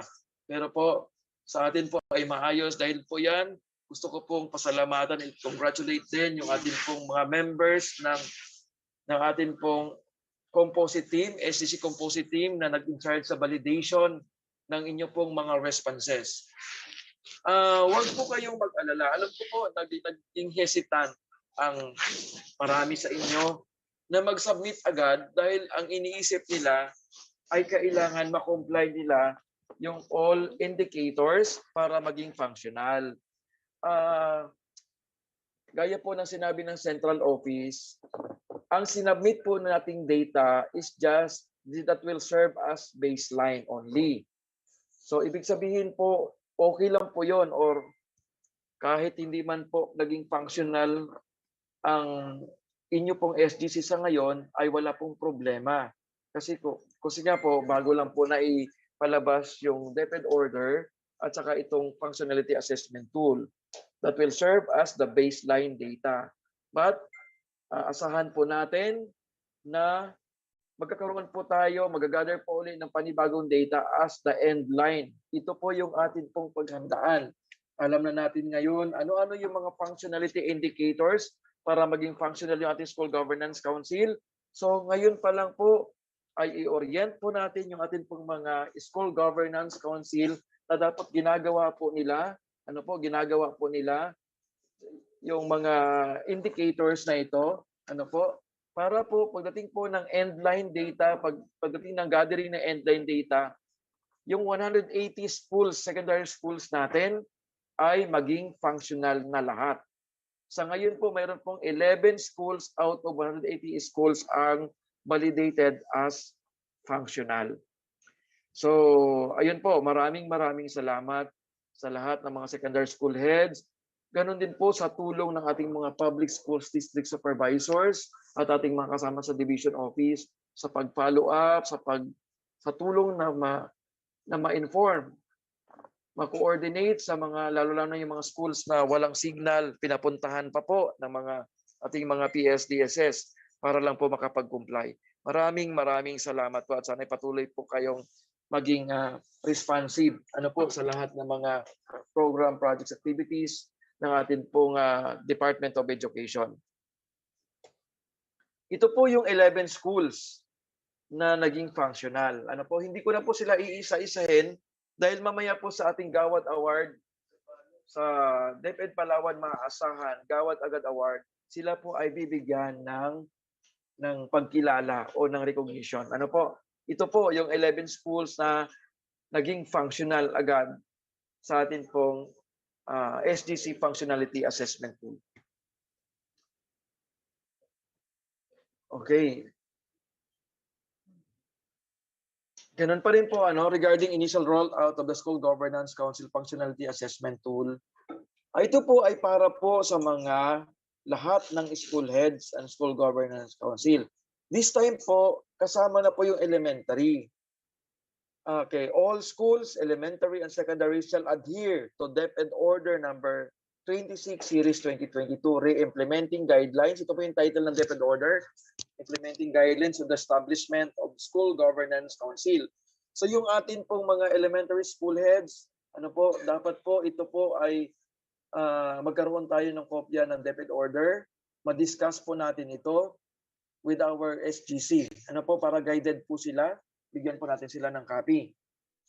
So, dahil next year, ngayon po initial rollout or pilot, secondary pa lang, but next year, all schools na po sa buong Pilipinas ay mag-comply at mag-utilize na ng SGC Functionality Assessment Tool. So, hindi lang po secondary na lang, but all elementary schools ay mag-utilize na po. So, ngayon pa lang, doon po sa mga memorandum nating inilabas, Division Memorandum number 391 Series 22, at atin po mga iba't ibang mga Division Memorandum regarding SGC.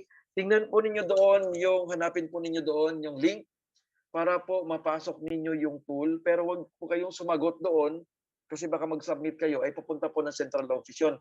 Tingnan nyo lang ano-ano yung mga indicators na dapat ma-comply at ma-realize na dapat ginagawa ng ating mga SGC para maging functional sila. Okay po. Ito po ay isang pakiusap din sa atin ng BHROD, SED, ng atin pong DepEd Central Office.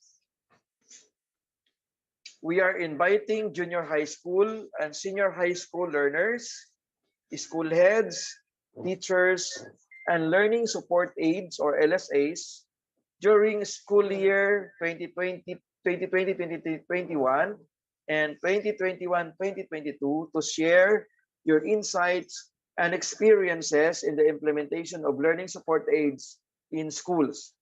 To participate in the study, kindly access this link, http://bit.ly/LSASTUDYSURVEY.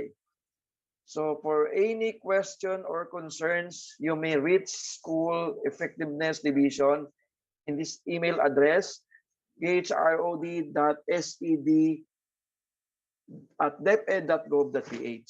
Ito po ay naipost po na nakaraan pa pong mga linggo sa group chat po ng atin pong mga school heads at saka ng mga PSDSS. So reminder na lang po ito, sana po ay mag-participate po tayo dito po sa study na ito. Okay. Announcement on the designation of Mr. Manuel B. Cruzat as Division Sports Officer. Ang ating pong designated po ng ating mahal na superintendent na bagong sports ng ating Division Sports Officer ay walang iba kundi si Sir Manuel B. Cruzat. Siya po ay school head ng Upper Lapu-Lapu Elementary School ng Nara del Norte District. So, mayroon po inilabas sa Division Memorandum number 491, Series 2022, to announce his designation. At siya po ay nakatanggap na rin from our Schools Division Superintendent ng Office Order number 013, Series 2022. So this is to inform everyone that our Division Sports Officer is Manuel B. Cruzat. So he will take charge all sports and palaro activities of the Schools Division of Palawan. Implementation of school sports. Ito po yung legal basis natin. So reminder po sa ating mga PSDSS, district sports officers and school heads. Please claim your sports manual para po sa mga taga Southern Districts na hindi pa po nakaka-claim, alam ko marami na po naka-claim. Para sa hindi pa naka-claim, yung mga taga Southern Districts natin, doon po kayo mag-claim sa Isaob National High School. Pakihanap po yung designated supply officer doon para i-claim ninyo yung inyo pong sports manual. At dito naman po sa Northern and Island Districts, pumunta po muna kayo sa akin, magbibigay po ako ng note. So on behalf ni Sir Manuel, kasi si Sir Manuel nasa Nara, for this po ay ibibigay ako ng note kung ilan pong copies ang i-release sa inyo ng atin pong STO Palawan Supply Office. Ano po?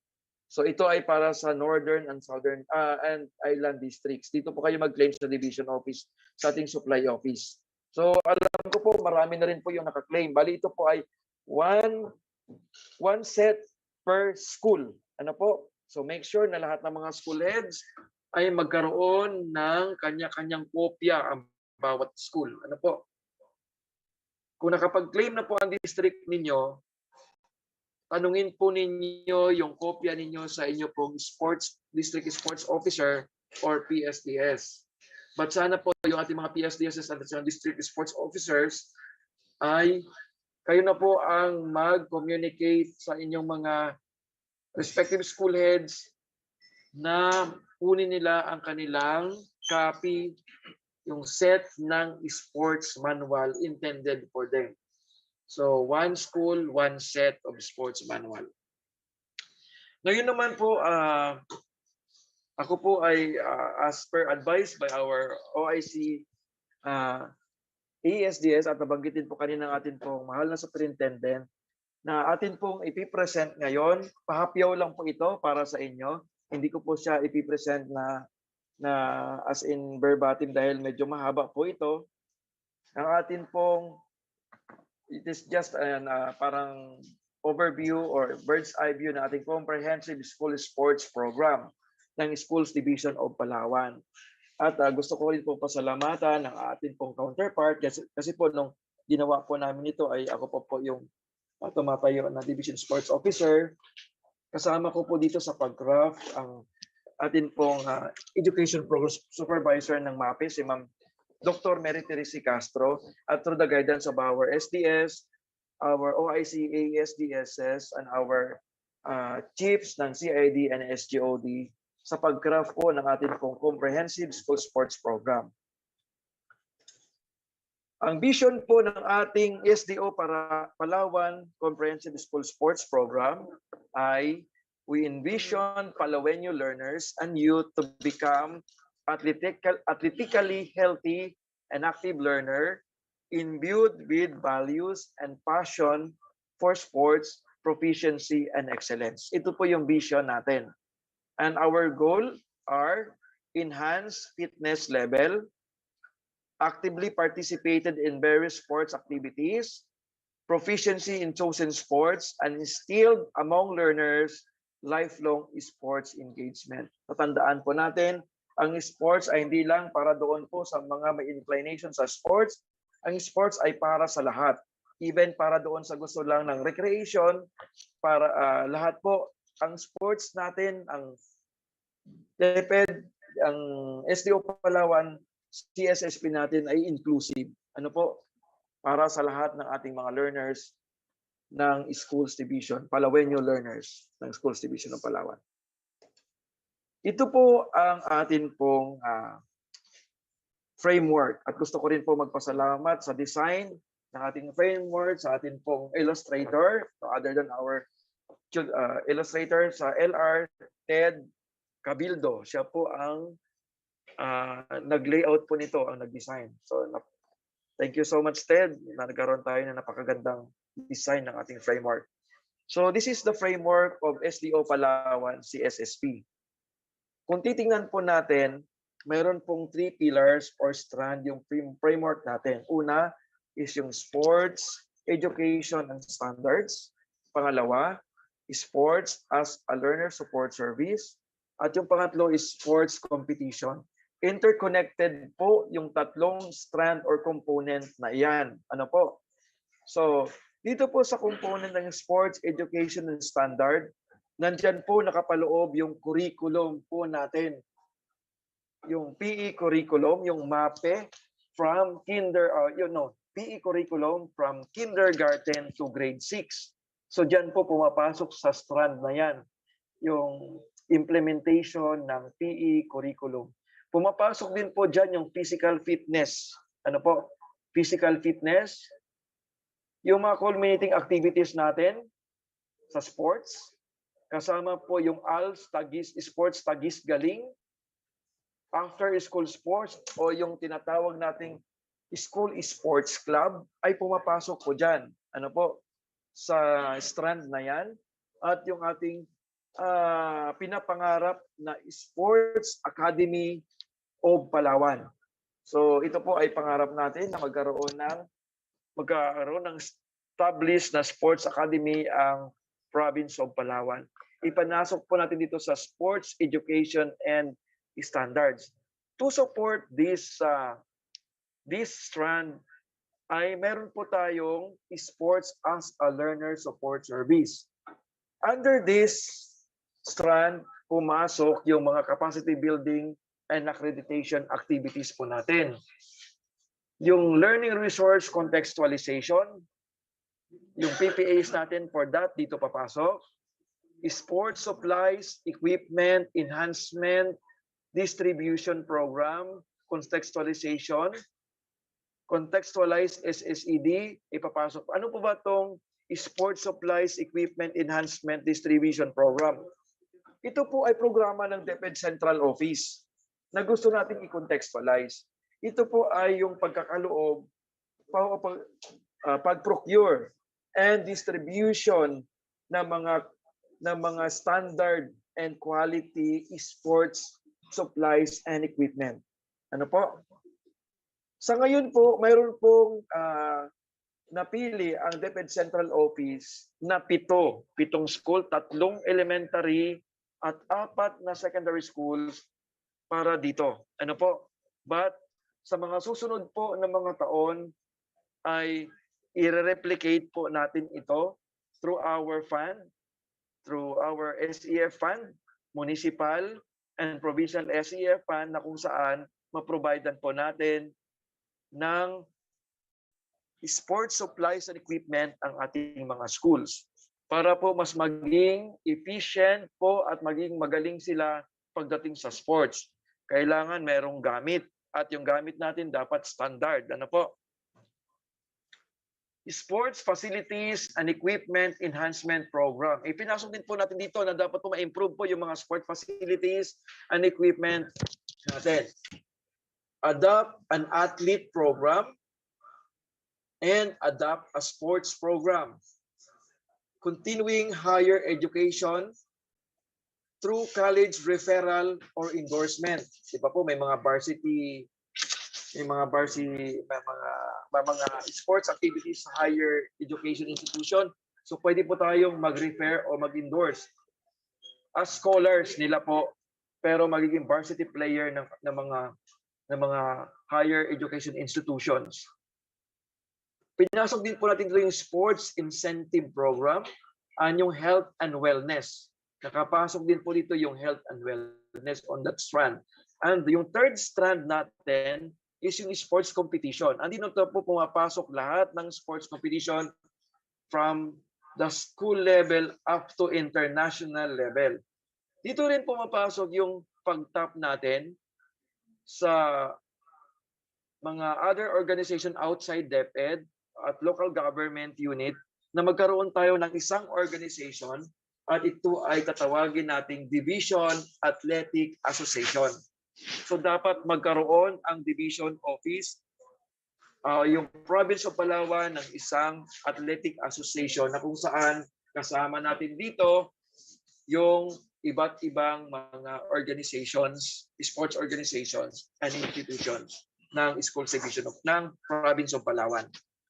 Papasok din po dito yung sports event training and development dito po sa strand na to. At local sports competitions such as intramurals, zonal, district, municipal division sports competition, regional sports competition, palarong pambansa, invitational interest sports competition, na kung saan ay hindi na po siya katulad ng dati na parang fiesta. Kapag palaro ay fiesta, di ba po? Lahat, nandoon na halos lahat nakasama at isang buong linggo na nandoon. Kagaya po na sinabi po ni Sir Roger, magiging iba na po yung mukha ng palaro simula po ngayong taon. Ano po? Ngayong taon 2023. Kaya nga po, dapat po mag-i-organize natin at palakasin natin yung ating mga after-school sports sa pamamagitan nating sports club. Ano po? Later ay magkakandak po tayo ng orientation on this, how to organize sports club. At ang sports club natin must be recognized not only by the division but also by the central office. So nakapaloob po sa ating framework, nakapaikot din po dito yung partnership and linkages, monitoring and evaluation, research, policies and standards, contextualization, and formulation.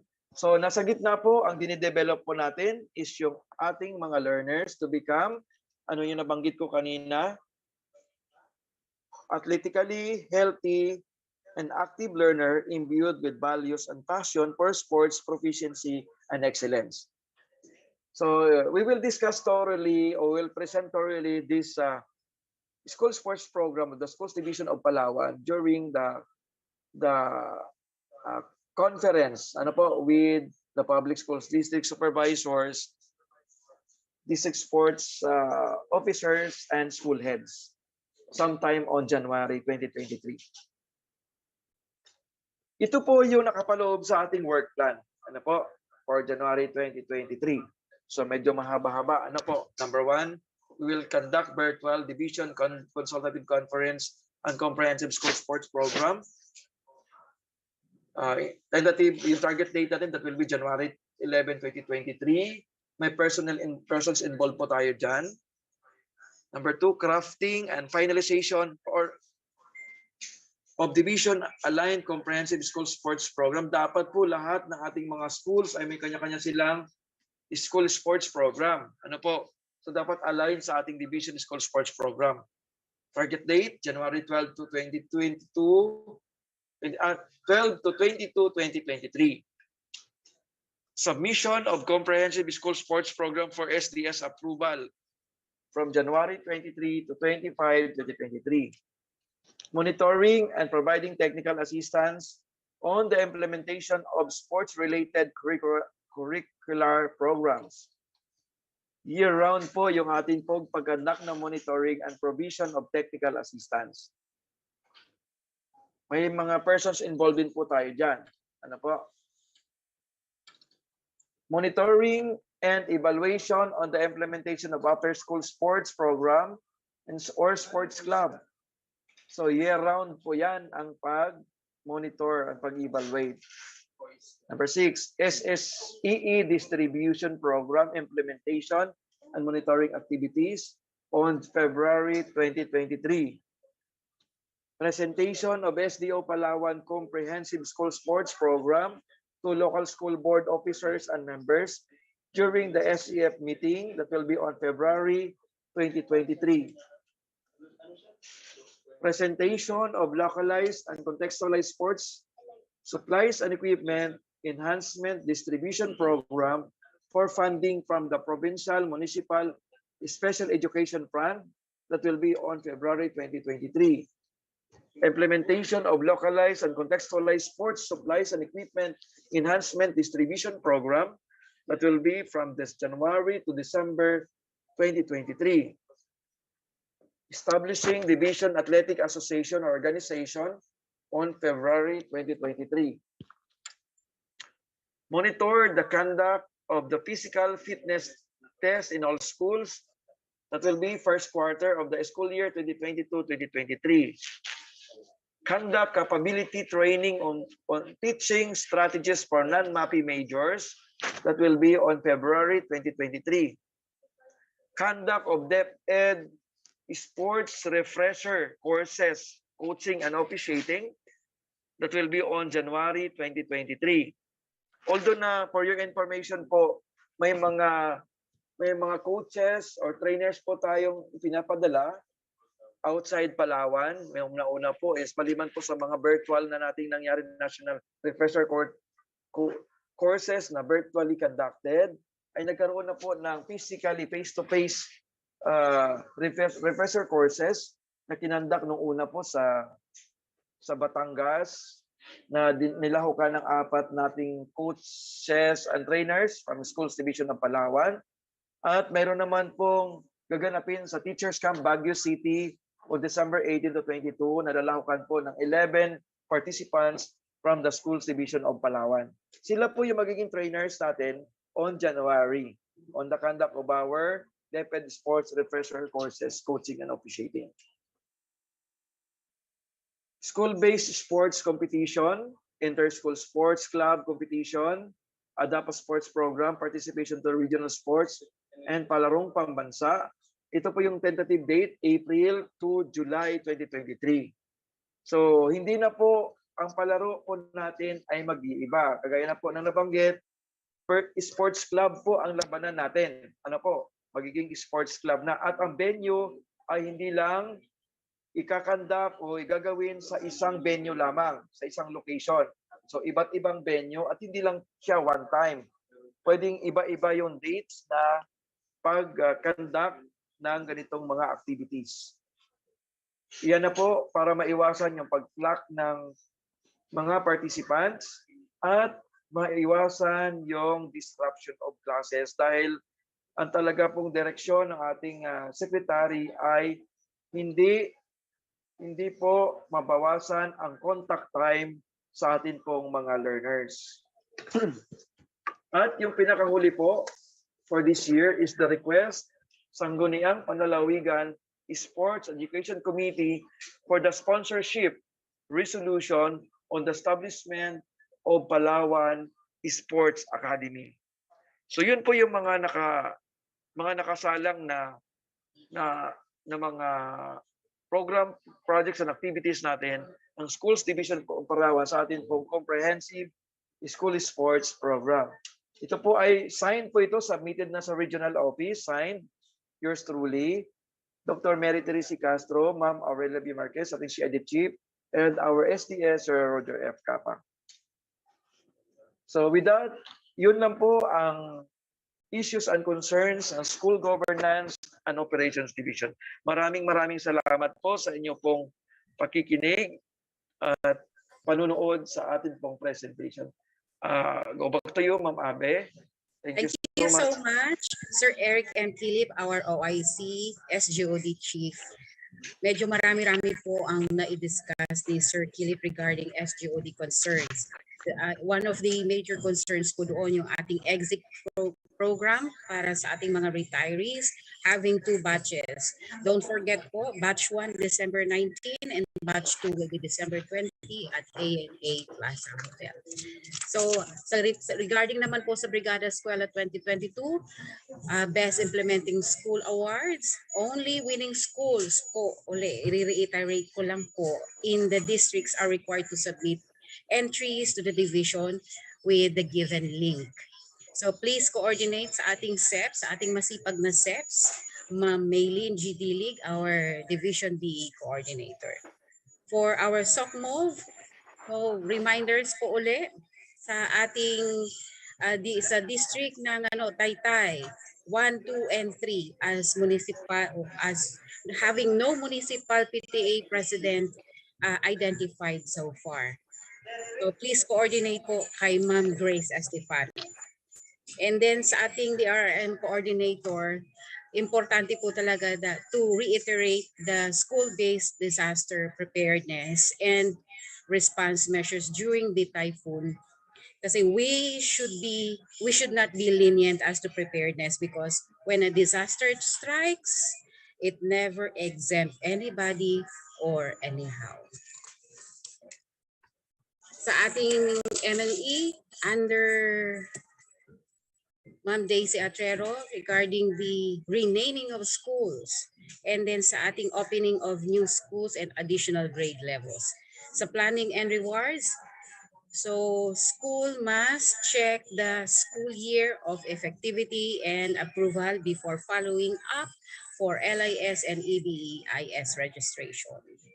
At marami pa pong mga importanteng mga concerns na ni-raise ni Sir Eric, especially doon sa 20 schools with pending enrollment. So you are instructed to process your pending enrollment through PARF. So the processing of pending enrollment shall be until January 10, 2023 only. But then again, congratulations to the school heads for your active participation. And we have bagged third to submit the validation. At the same time, congratulations din to Sir Manuel Cruzat as our newly designated Division Sports Officer. Now we will proceed to the updates, issues, and concerns on the Curriculum and Implementation Division to be presented to us by our dear CID Chief, Ma'am Aurelia B. Marquez. Ma'am Au.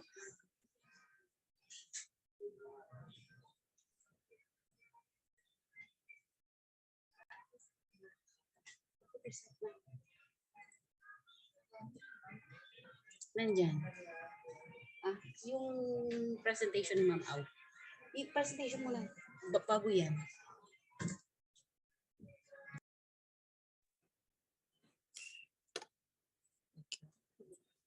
Thank you so much, Ma'am Alve. Once again, isang magandang umaga po sa ating lahat. And of course, my advanced greetings for a Merry Christmas to one and all. So, this is the Curriculum Implementation Division concern that I'm going to present.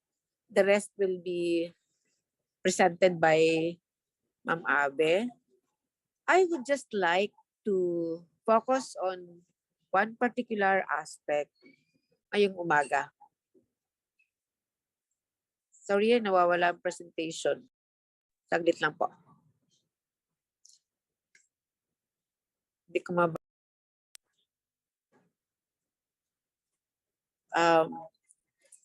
excuse me ha, mayroong kunting technology glitch. Ayan. Before I finally present the concerns na nakaatang sa akin, I would like to express my gratitude, my most sincere thanks to one and all for having worked with you for the rest of the 29 years in the DepEd. Okay. Presentation please. Nasaan na? Ayan. So ito po yung parte ko. One, nag-iisa muna. Submission of complete and correct division reports in a timely manner from the consolidated reports from the districts. Weeks ago, medyo nagkaroon tayo ng medyo problema dahil ang bagal ng turnout ng reports at nagrereklamo na yung ating mga EPSS. So, ang ating pong pakiusap sa lahat ng ating participants ay pasuyo naman kung mag-comply. Hindi lang siya timely, dapat po complete reports. Ang ating legal basis syempre ay nagmumula yan sa KRAs ng ating mga public schools district supervisor. And of course, yung ating key players, yung ating mga supervisors and district in charge. Ang recommendation po natin ay our public schools district supervisor shall ensure the correctness and timely mannered submission of division and regional reports at all times. Okay po. So yung pangalawa po, This is all about the annual report. Ma'am Abby, please, yung annual report. Yun lang kailangan kong i-detalye.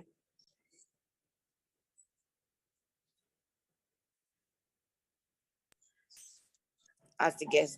I'm now turning over the floor to Ma'am Abby. Later ako babalik. Thank you so much po. Thank you so much, Ma'am Au.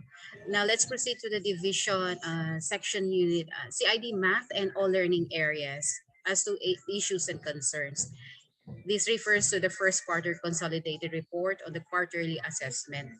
As to the legal basis that we have Regional Memorandum number 104, series of 2022, referring to our EPSS, PSDSS school heads and math teachers. For the recommendations, there were districts wherein the competencies reported is not in the MELCs.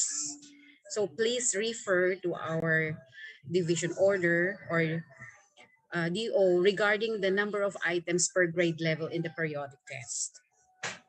Next slide po. There are also not mastered competencies should be given attention. But then, congratulations to those districts who have submitted complete report on first quarter assessment. Next slide po. As to the second quarterly assessment, referring to the same key persons as well, the EPSS, PSDSS, school heads, and math teachers. Recommendations, report should be consolidated district report. Hindi po siya yung by school lang po. Next po. Now let's go on to CID-LR. Issues and concerns, we have the results of first division storybook writing contest. Legal basis is the DO number 489 series of 2022. With our key players, the PSDSS, the storybook writers, the LRPDO, and EPSLR. The winners and judges to be recognized at the later part of the division MANCO. We also have the update of district or school LR profile directory. As to DO number 130 series of 2022, with our key players involved, the PSDSS and the school heads. With regards to the recommendation, kindly fill up the link indicated in the memorandum. For CID MAPE, there will be a first quarter consolidated report on the quarterly assessment. Legal basis is our Regional Memorandum number 104 series of 2022 with the same key players. And as to the recommendations, 2 districts have no report in the first quarter assessment. Lacking of first quarter as a quarterly assessment of grades 11 and 12 in the report of some districts. For CID multi-grade, issues and concerns, we have the submission of accomplishment report in multi-grade for school year 2022. Legal basis is Division Memorandum number 347, series of 2022, dated August 12, 2022. Use the template attached in Annex B of this memorandum. Our key players are the PSDSS and district multi-grade coordinators, with the deadline for submission is on December 19, 2022. Please include other accomplishments done in multi-grade for this year, 2022, including the photos. For districts who failed to conduct the rollout, please write the proposed schedule for next school year 2023 in your report. Let's proceed to CID-ESP. Regarding the report on the conduct of the 2022 National Observance of Filipino Values. Bounded by legal basis, Division Memorandum number 442, series of 2022, dated November 7, 2022. Kindly use the template attached in the enclosure of this memorandum. Our key players are our PSDSS and District ESP Values Coordinators. And the deadline for submission is this coming December 20, 2022. Please include other accomplishments done in ESP and values for fiscal year 2022, including the photos aside from Values Month celebration activities. At the same time, please include a caption, a clear caption, not just the title of the activity. Let's proceed to CID Science. Submission of inventory and existing and needed science laboratory equipment and apparatus. Legal basis is Regional Memorandum Number 116 Series of 2022 issued on December 1, 2022. And Division Memorandum Number 485 Series of 2022 issued this December 5. The key players are the PSDSS, the school heads or the school property custodian, the supply officer, our lab manager, and science teachers. The deadline of submission was December 7, 2022. Compliance of all schools to this memorandum is highly desired. Submission it is extended until December 15, 2022. So meron pa po kayong 2 araw na extension. So here is the third update of percentage of districts with submitted report on inventory of existing and needed science laboratory equipment and apparatus as of December 12, 2022 at 10:30 in the morning. We have the districts as reiterated here, districts, the number of schools per district, the number of schools submitted, and the percentage of submission. For Aborlan West, we have 10 schools. And congratulations, we have 100% submission. For Agutaya, 11, perfect submission percentage is 100. Araceli is also 100%. 22 schools. For South Brooks Point, 28, 100%. Nara del Norte, we have 25 schools and then ang nakapag-submit po ay 22. So meron tayong 88%. San Vicente is 32. Out of 32 schools ay meron pong 28 na nakapag-submit.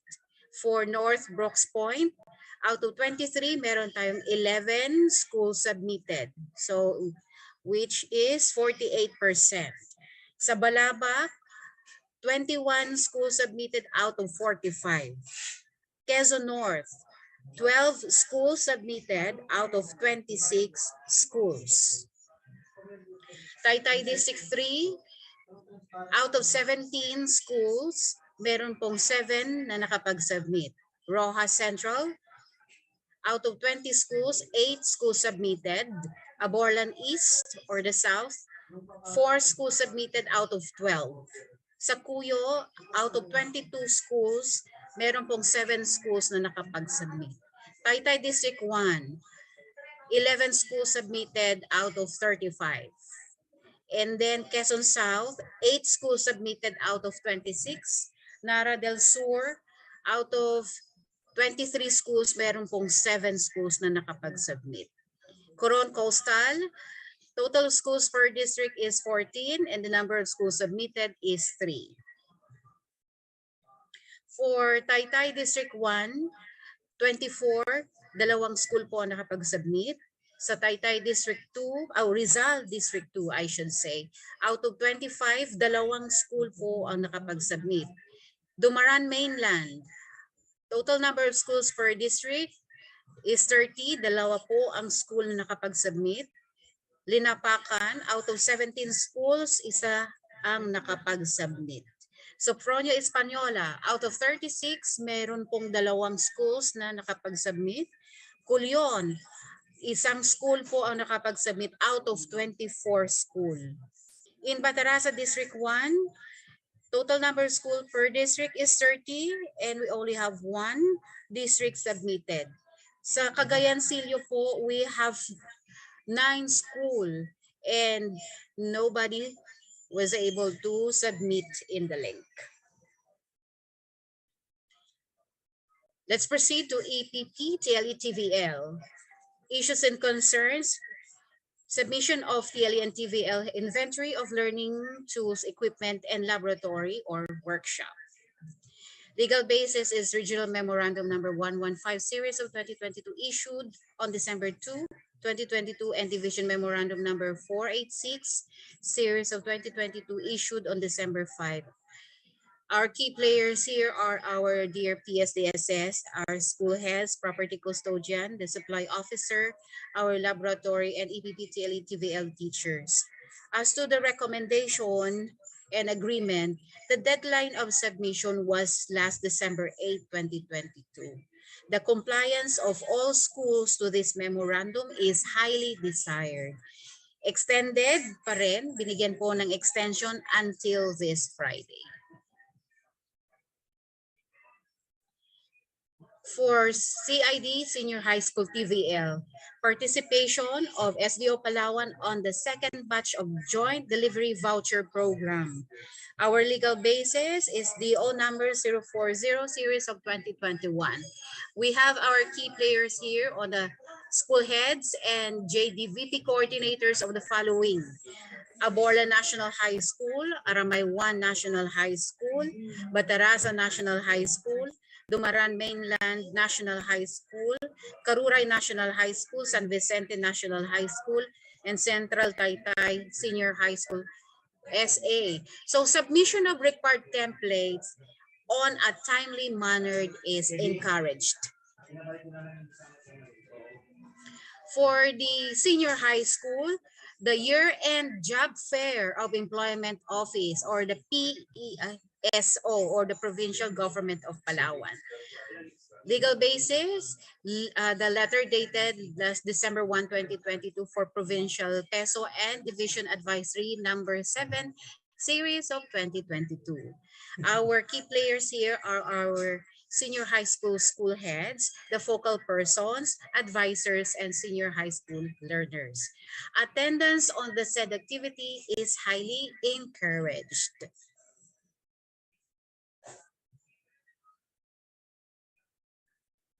Okay, next one is the submission of accomplishment report for senior high school work immersion for school year 2022-2023. Advisory dated last October 17, 2022, RMCLMD 20222-030 and DM number 740, nagbaligtad na po ako, 470 series of 2022. Our key players here are the senior high school school heads, the focal persons, the work immersion teachers, and senior high school learners. For the recommendation, please submit the required reports on a timely manner and correct by following the attached template. For CID AL, Senior High School, AL Senior High School pilot implementation in Mimaropa region. The legal basis is RM number 113 series of 2022 and DM number 472 series of 2022. Ang key players po natin ay yung acting EPST TVL Senior High School ALS school heads, the focal persons, the advisors, and senior high school ALS learners. For the recommendation, revisit of approved documents of ALS Senior High School and monitoring of TVL required numbers of hour per specializations. Okay, this time let's proceed to CID English and Filipino, reiterating the PhilErie pre-test submission of the report. Our legal basis is to follow is the division memorandum. Our key players here are our PSDSS, the school heads, the district reading coordinator, the school reading PhilErie coordinator. Wait for the link for the utilization of prescribed template. At the same time, submission of the updated reading intervention program aligned to TBR and SLRT. Our legal basis is the division memorandum. An official link will be created for the official report consolidated by the district. regarding the CID nagbabasang Palawenyo. So this will also be awarded afterwards on the awarding of the first 10 districts to submit the Reading Month Celebration Accomplishment Report. Congratulations to that first 10 districts to submit the report. But then again, since we have identified the first 10 districts to submit the accomplishment report, we also have the top 10 districts with best submitted Reading Month Celebration Accomplishment Report. Hindi lang po yung kung sino yung unang nakapag-submit, kung hindi kung sino yung may pinakamaganda or best submitted accomplishment report for the Reading Month celebration. Next po. For CID Filipino, pansangay na oryentasyon sa masinop na pagsulat at binagong ortografiya ng wikang Pilipino. Legal basis is DM number 413 series of 2022. References and key players, we have the selected key teachers, the master teachers, and school heads. This was conducted last December 5 to 7, 2022. Thank you so much to the school heads of the selected participants. As an application participants will have at least 3 articles that will serve as supplementary materials in reading. For CID journalism, there will be a division orientation of school paper advisors on e-publication. We have the legal basis, which is the DM number 414 series of 2022. There is also a division advisory regarding the post movement. References, key players, school paper advisors, schools with existing publication to be conducted on December 21, 22, 2022. For the recommendation, finalize the list of participants. Let's proceed to CID Araling Panlipunan.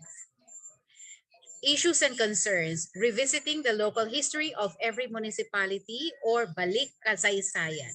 Our legal basis is the Executive Order number 486, providing for the collection and compilation of historical data regarding barrios, towns, cities, and provinces. Actually, in this EO, it is stated that the division will collect. Reference key players, we have the writers, the teachers, the district AP coordinator. For the recommendation, submission of local history will be submitted on January 25, 2022. For CID ALS, issues and concerns, we have the Community Learning Centers or the CLC inventory. The legal basis is the Joint Memorandum DMCI 2022-231 from the Office of the USEC of Curriculum and Instruction and ASEC, GHS AMBAT, ASEC for ALS. So this issue is on October 2 December 2022. Our reference key players, the division ALS focal person, the 5 education program specialists,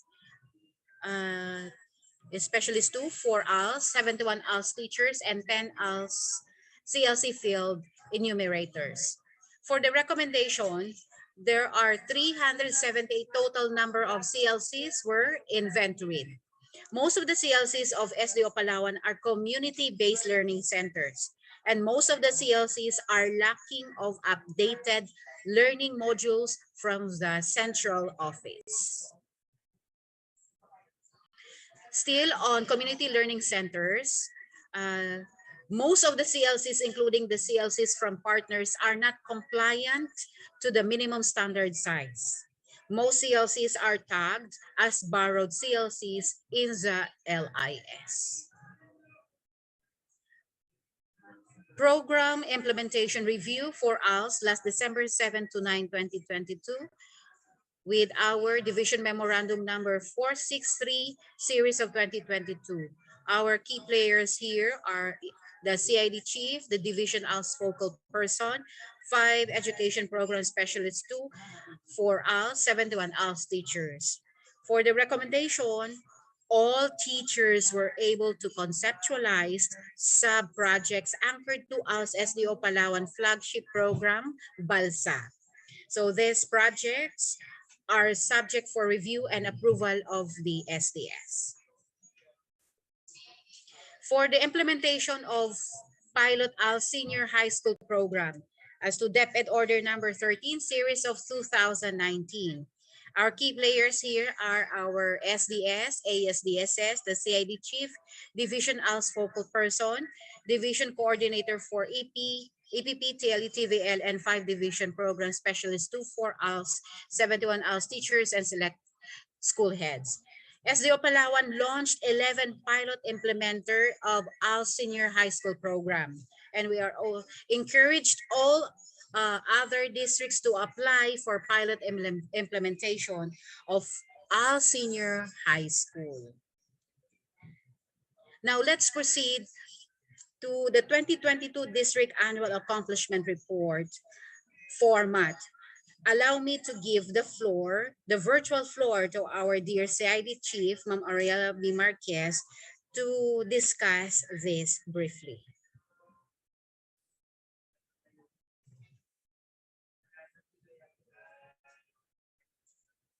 Pwede po dito, ma'am.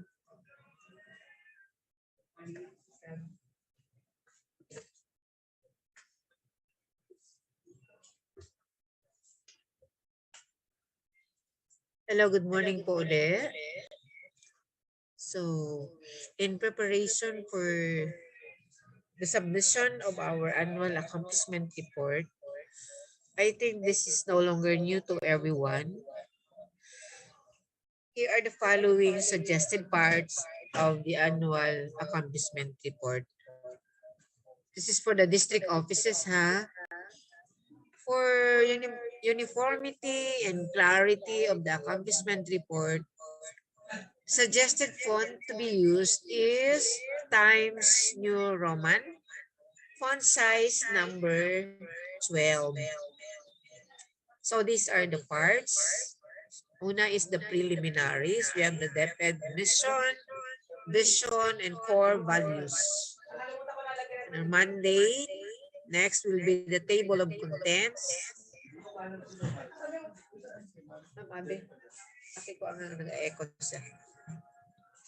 And of course, the message of the PSTS. So Roman number 1 is the introduction. Roman number 2, programs, projects, activities, or the PPAs. Then the innovation and intervention. So under letter A, we have the name of the PPAs, the innovation and intervention. Letter B is the description. Then letter C, the objectives. Letter D, activities undertaken. Letter E, the strengths or the feedback. Letter F, the impact if the data presented in tables or graphs provide depth analysis, including the reasons of increase or decrease. For letter G, this is the assessment or the quarterly assessment report. Letter H, list of least mastered competencies and corresponding interventions conducted. Letter I, the best practices. Letter J, the bottlenecks and solutions. Letter K, the recommendations. And letter L, the pictures with captions. So under pictures with captions, wag naman yung binabanat natin, yung lumalapad, lumahaba, tumatangkad. I-ano natin, we discover the technique in providing a bigger picture pero hindi siya nababanat. Okay, so under Roman number 3 will be the financial management. So indicate herein the financial report from the Special Education Fund. And then the report shall be based on actual expenditure of the concerned district. Kasi there are districts na medyo malaki ang allocations for the SPED and some ay kaunti. So we have here the template. For column 1, we have the expenditures, then 2, particulars, then amount allocated, actual amount spent, and the remarks.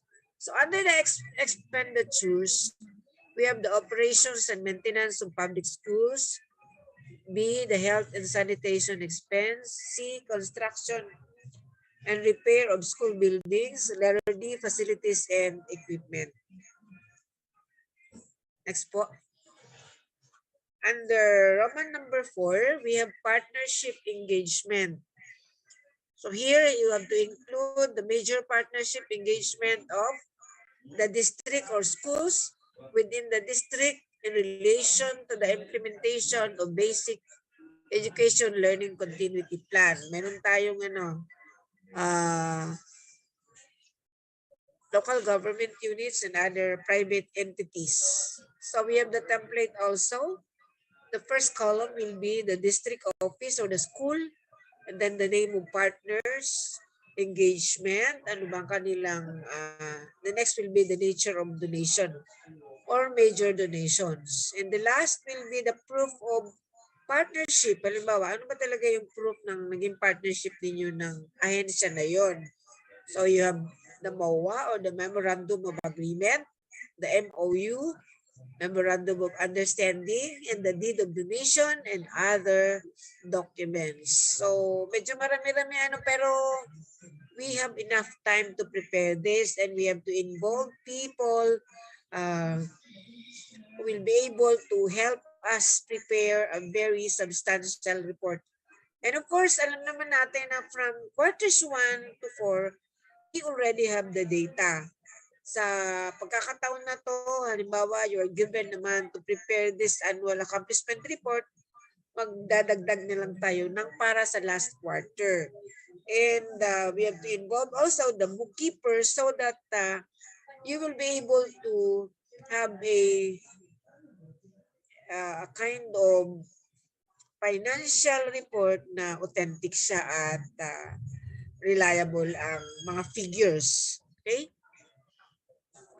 So, for the columns provided for that will be, for example, in elementary, we have in column 1, we have ABC, elementary school. Halimbawa, ito yung sample ng ating template kanina. Halimbawa, yung kapartner natin ay Pilipinas Shell Foundation. Ano yung kanilang engagement? We have support instruction. Support to instruction. Ano yung donation? Halimbawa, radio-based instruction set. Wala na tayo niyan. Ano ba talaga? Kayo na po makaka-identify niyan. And of course, yung proof will be the memorandum of agreement. Next po. Then, we have the district profile. Under letter A, we have the schools. Ilan ba ang total ng elementary school sa inyong district, mga mahal kong supervisors? Indicate the number and the remarks. We have the total number of secondary schools under letter B, total number of senior high school centers for letter C, and for letter D, we have total number of private elementary schools for school year 2021-2022. Pa-edit na lang po ito. And then letter E, you have total number of private schools for 2021-2022. Oh, I'm sorry, that is tatanong lang na i-clarify natin ito kay Sir Tong kung ang susunan ba yung last year at saka yung current year. The way I understand it, ang sa letter E will be last year, and the letter E will be the current year. Letter C and D. And then for letter E, you have total number of private schools for 2021-2022. So, include din natin yung total number of community learning centers para sa under letter F. Okay? Next po. So, this is already concerning the teachers. Okay? So, we have here, for column 1, we have actual number of personnel per school as of this year, December 31, 2022. Okay, so may sample naman dito for column 1, elementary, or may one elementary school, and then yun, pangalan, specific na pangalan. And then sa column 2, we have the actual number of personnel as of December 31, 2022. Then the last column will be, you have to indicate the exact number of personnel. Okay, for number 1, if they are newly hired. Number 2, with maternity or under leave application. And then, kung wala, iiwan lang natin blanco. Next will be the secondary. So, meron din naman sample. So, just follow the template. We proceed to letter C, other indicators. You have to indicate the data required as of December 31, 2022 na yan. So, name of schools ulit, total enrollment, teacher enrollment ratio, classroom enrollment ratio. So, that's for both elementary and secondary schools. Okay, next po. So, Roman number 8 will be, 6 rather, is outstanding accomplishment. So, anong level? Ano ba yung mga accomplishment na yan? We have 4 columns. Halimbawa, is it a national level na accomplishment? International or regional? Then, we have the award. Anong award ang na-receive? Then, competition or activity. Anong activity yun? And then, the award-giving body. Roman number 7 is the composition of different district committees. Roman number 8 is organizational chart structure. Next po. Wala na? Okay. So hanggang Roman number 8 lang. Which is the organizational chart or the structure. So, sabi nga, together, we will be able to accomplish. Pero kung susuluin lang, mahirap ma-accomplish at matagal mai-submit ang annual accomplishment. So let us maximize mobilizing our personnel who are responsible in the preparation of a very, hindi lang siya authentic, hindi lang siya reliable, but of course, presentable kind of annual accomplishment report. I know we can do it. I know you can do it. Marami pong salamat and God bless everyone.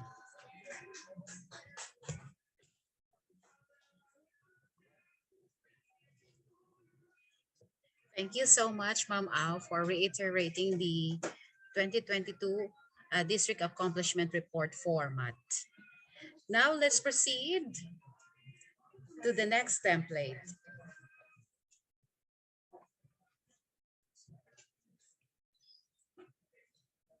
Wait lang po.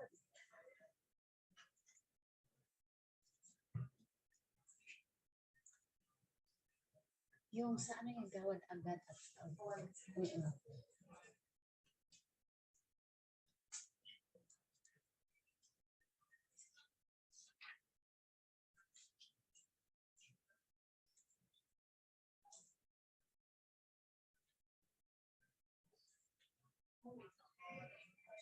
okay. All the issues and concerns in each section has already been reiterated. Before we proceed to the much-awaited Gawad Agad Awards from the SGOD, may we ask sa ating mga sa ating SDS, sa ating ASDSS kung meron pa pong ibang mga concerns before magdiretso po tayo. Sir Roger?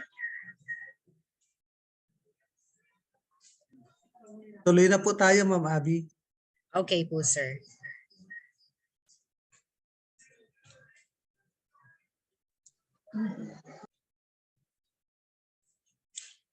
Okay, so diretso na po tayo ngayon sa Gawad Agad Awards and Recognition. This is under the Schools Governance and Operations Division.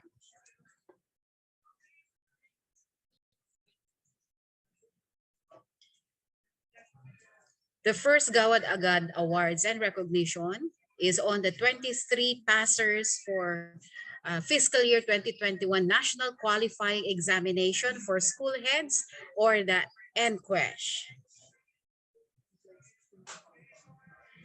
The Certificate of Recognition is awarded to Sir Alden D. Montañez in recognition of your mindful and brilliant success in passing the 2021 National Qualifying Examination for School Heads administered online on July 31, 2022.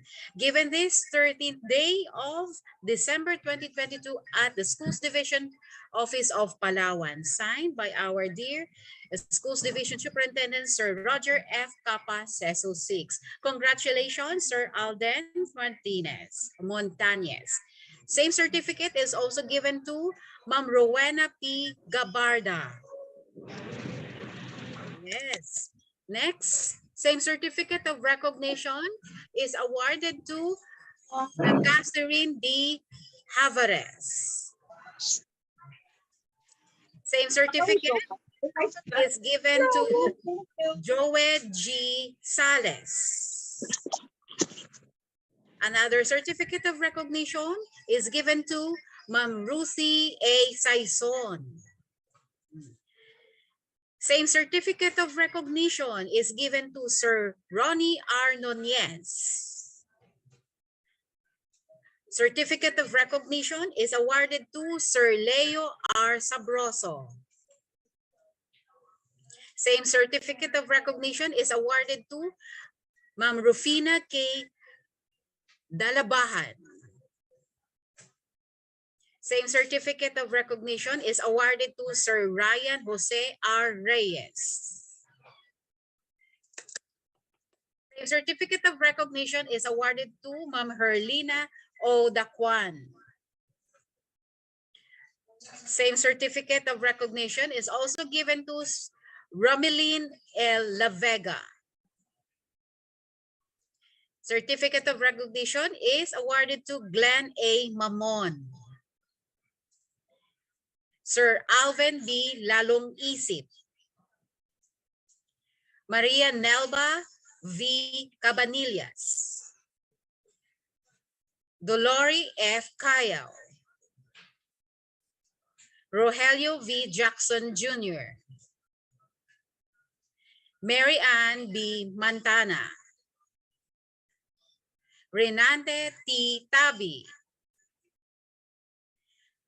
Dominador C. Lamigo Jr. Marites N. Ventero. Maria Socorro G. Pacanza. Renato M. Prado. Crisilda C. Daculia. Congratulations to our 21 passers. Now let's proceed to awards and recognition for diligent initiatives in undertaking preparation for limited face-to-face modality implementation.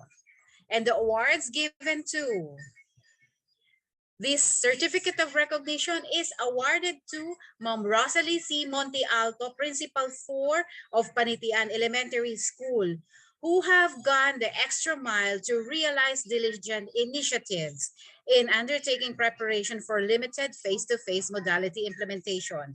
Given this 30th day of December 2022 at the Schools Division Office of Palawan, signed by our dear Schools Division Superintendent Sir Roger F. Capa, CESO 6. Congratulations, Ma'am Rosalie. Gawad Agad Awards and Recognition for exceptional support rendered during the DepEd Joint Ocular Inspection of Public Schools for Establishments. The award of Certificate of Recognition is given to Mayor Virginia N. De Vera and the local government of Colion for exceptional support rendered during the DepEd Joint Ocular Inspection for Public Schools for establishment. Given this 13th day of December 2022 of the Schools Division Office of Palawan, signed by our dear Schools Division Superintendent, Sir Roger F. Capa, CESO 6. Next, Gawad Agad Awards and Recognition. Given this 11 secondary schools with functional school governance council. Congratulations to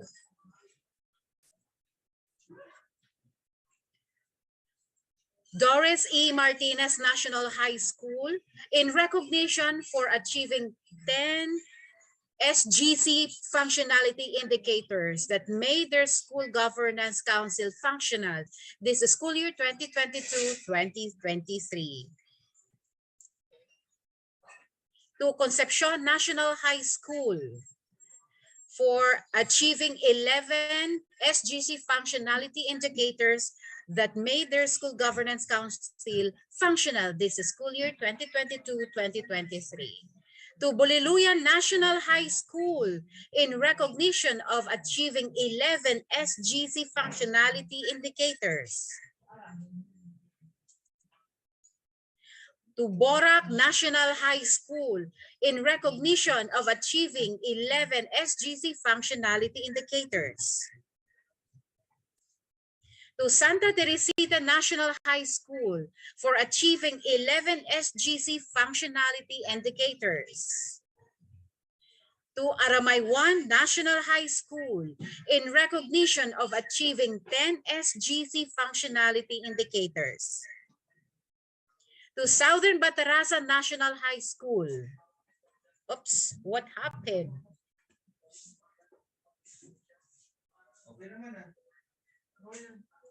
To Southern Batarasa National High School in achieving 11 SGC functionality indicators that made their school governance council functional this school year 2022-2023. To Princess Ordua National High School in achieving 11 SGC functionality indicators. Panalingaan National High School for achieving 11 SGC functionality indicators. Nicanor Zabala National High School in recognition for achieving 10 SGC functionality indicators. To Governor Alfredo Abueg Sr. NTV MHS in achieving 10 SGC functionality indicators. And now let's proceed to awards and recognition on 9 schools who participated in the Pilot Study Education Program or DepEd Teacher Arm, Stemming Learning Loss during the pandemic. The awards given to the certificate of recognition is awarded to Abongan Elementary School for participating in the Pilot Study and Education Program, DepEd Teacher Arm or Stemming Learning Loss during the pandemic conducted from April 1 to August 3, 2022. Same certificate of recognition is given to Salvacion Elementary School. Same certificate of recognition is awarded to Nara Elementary School, Nara Pilot School, Manamok Elementary School, Aramaywan 1 Elementary School, Dicalachao Elementary School, Cuyo Central School, Borac Elementary School. And those are the awards given to all the active schools who participated in the different activities and submitted reports from the division office and regional office. Let's also proceed to the CID awards.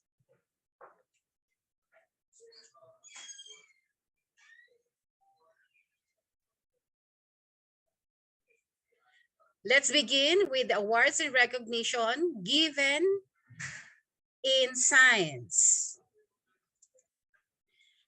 Allow me to read the certificate. The certificate of appreciation is awarded to Althea Stephanie P. Morales in recognition of her outstanding and meritorious achievement during the Young Inventors Challenge or Investors Challenge Special Edition 2022 International Level organized by the Association of Science, Technology, and Innovation or ASTI of Malaysia, as conveyed by the Department of Foreign Affairs and the Philippine Embassy in Kuala Lumpur through the Office of the Undersecretary of Curriculum and Instruction of the Department of Education this November 17, 2022, given at the Schools Division Office of Palawan, Governor Salvador P. Socrates Government Complex, Puerto Princesa City on December 13, 2022.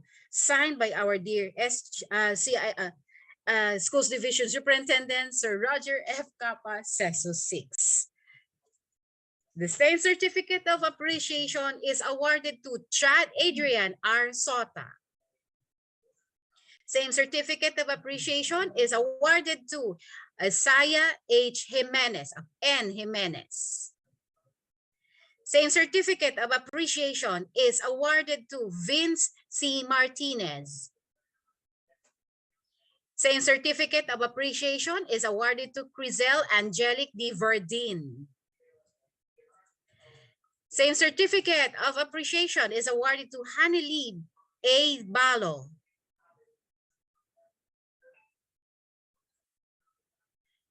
Okay, and now let's proceed to the submission of report in Reading Month celebration. Congratulations to the first 10 districts who have submitted the report, the accomplishment report on Reading Month celebration with the theme, ang taas ng kaalaman ay pagyamanin, ang pagbasa ay linangin. And with the continued support to the Department of Education's Advocacy Every Child a Reader program and the division's project Nagbabasang Palawenyo. This certificate of appreciation is awarded to Taytay District 2. And the same certificates will be given to Taytay District 3, Busuanga, Nara del Norte, El Nido del Norte. Rank 6 is Colyon. Rank 7 is Cagayancillo. Number 8 to submit is Aborlan North.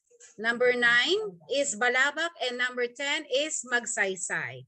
Congratulations to the first 10 districts who have submitted the report online. Congratulations. And of course, kung meron mga naunang nakapag-submit, we have also identified the best, the districts who have submitted best submitted accomplishment report in Reading Month celebration. Congratulations to, in any order, Rojas Central, Busuanga, Batarasa District 1, Colyon, Magsaysay, Aborlan North, Aborlan South, San Vicente, Rizal District 2, and Nara del Norte.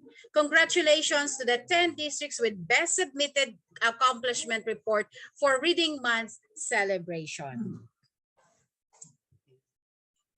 Okay, thank you so much for the active participation of the different schools, and congratulations to all those who have received the awards. And now, let us go forward on the closing of the very much mancom that we have right now.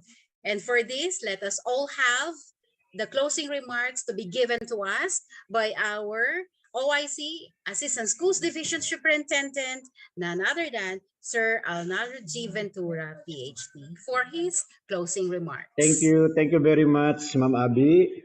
Okay, on behalf of our Schools Division Superintendent, Sir Roger F. Capa, I would like to extend our thanks to everyone for attending to this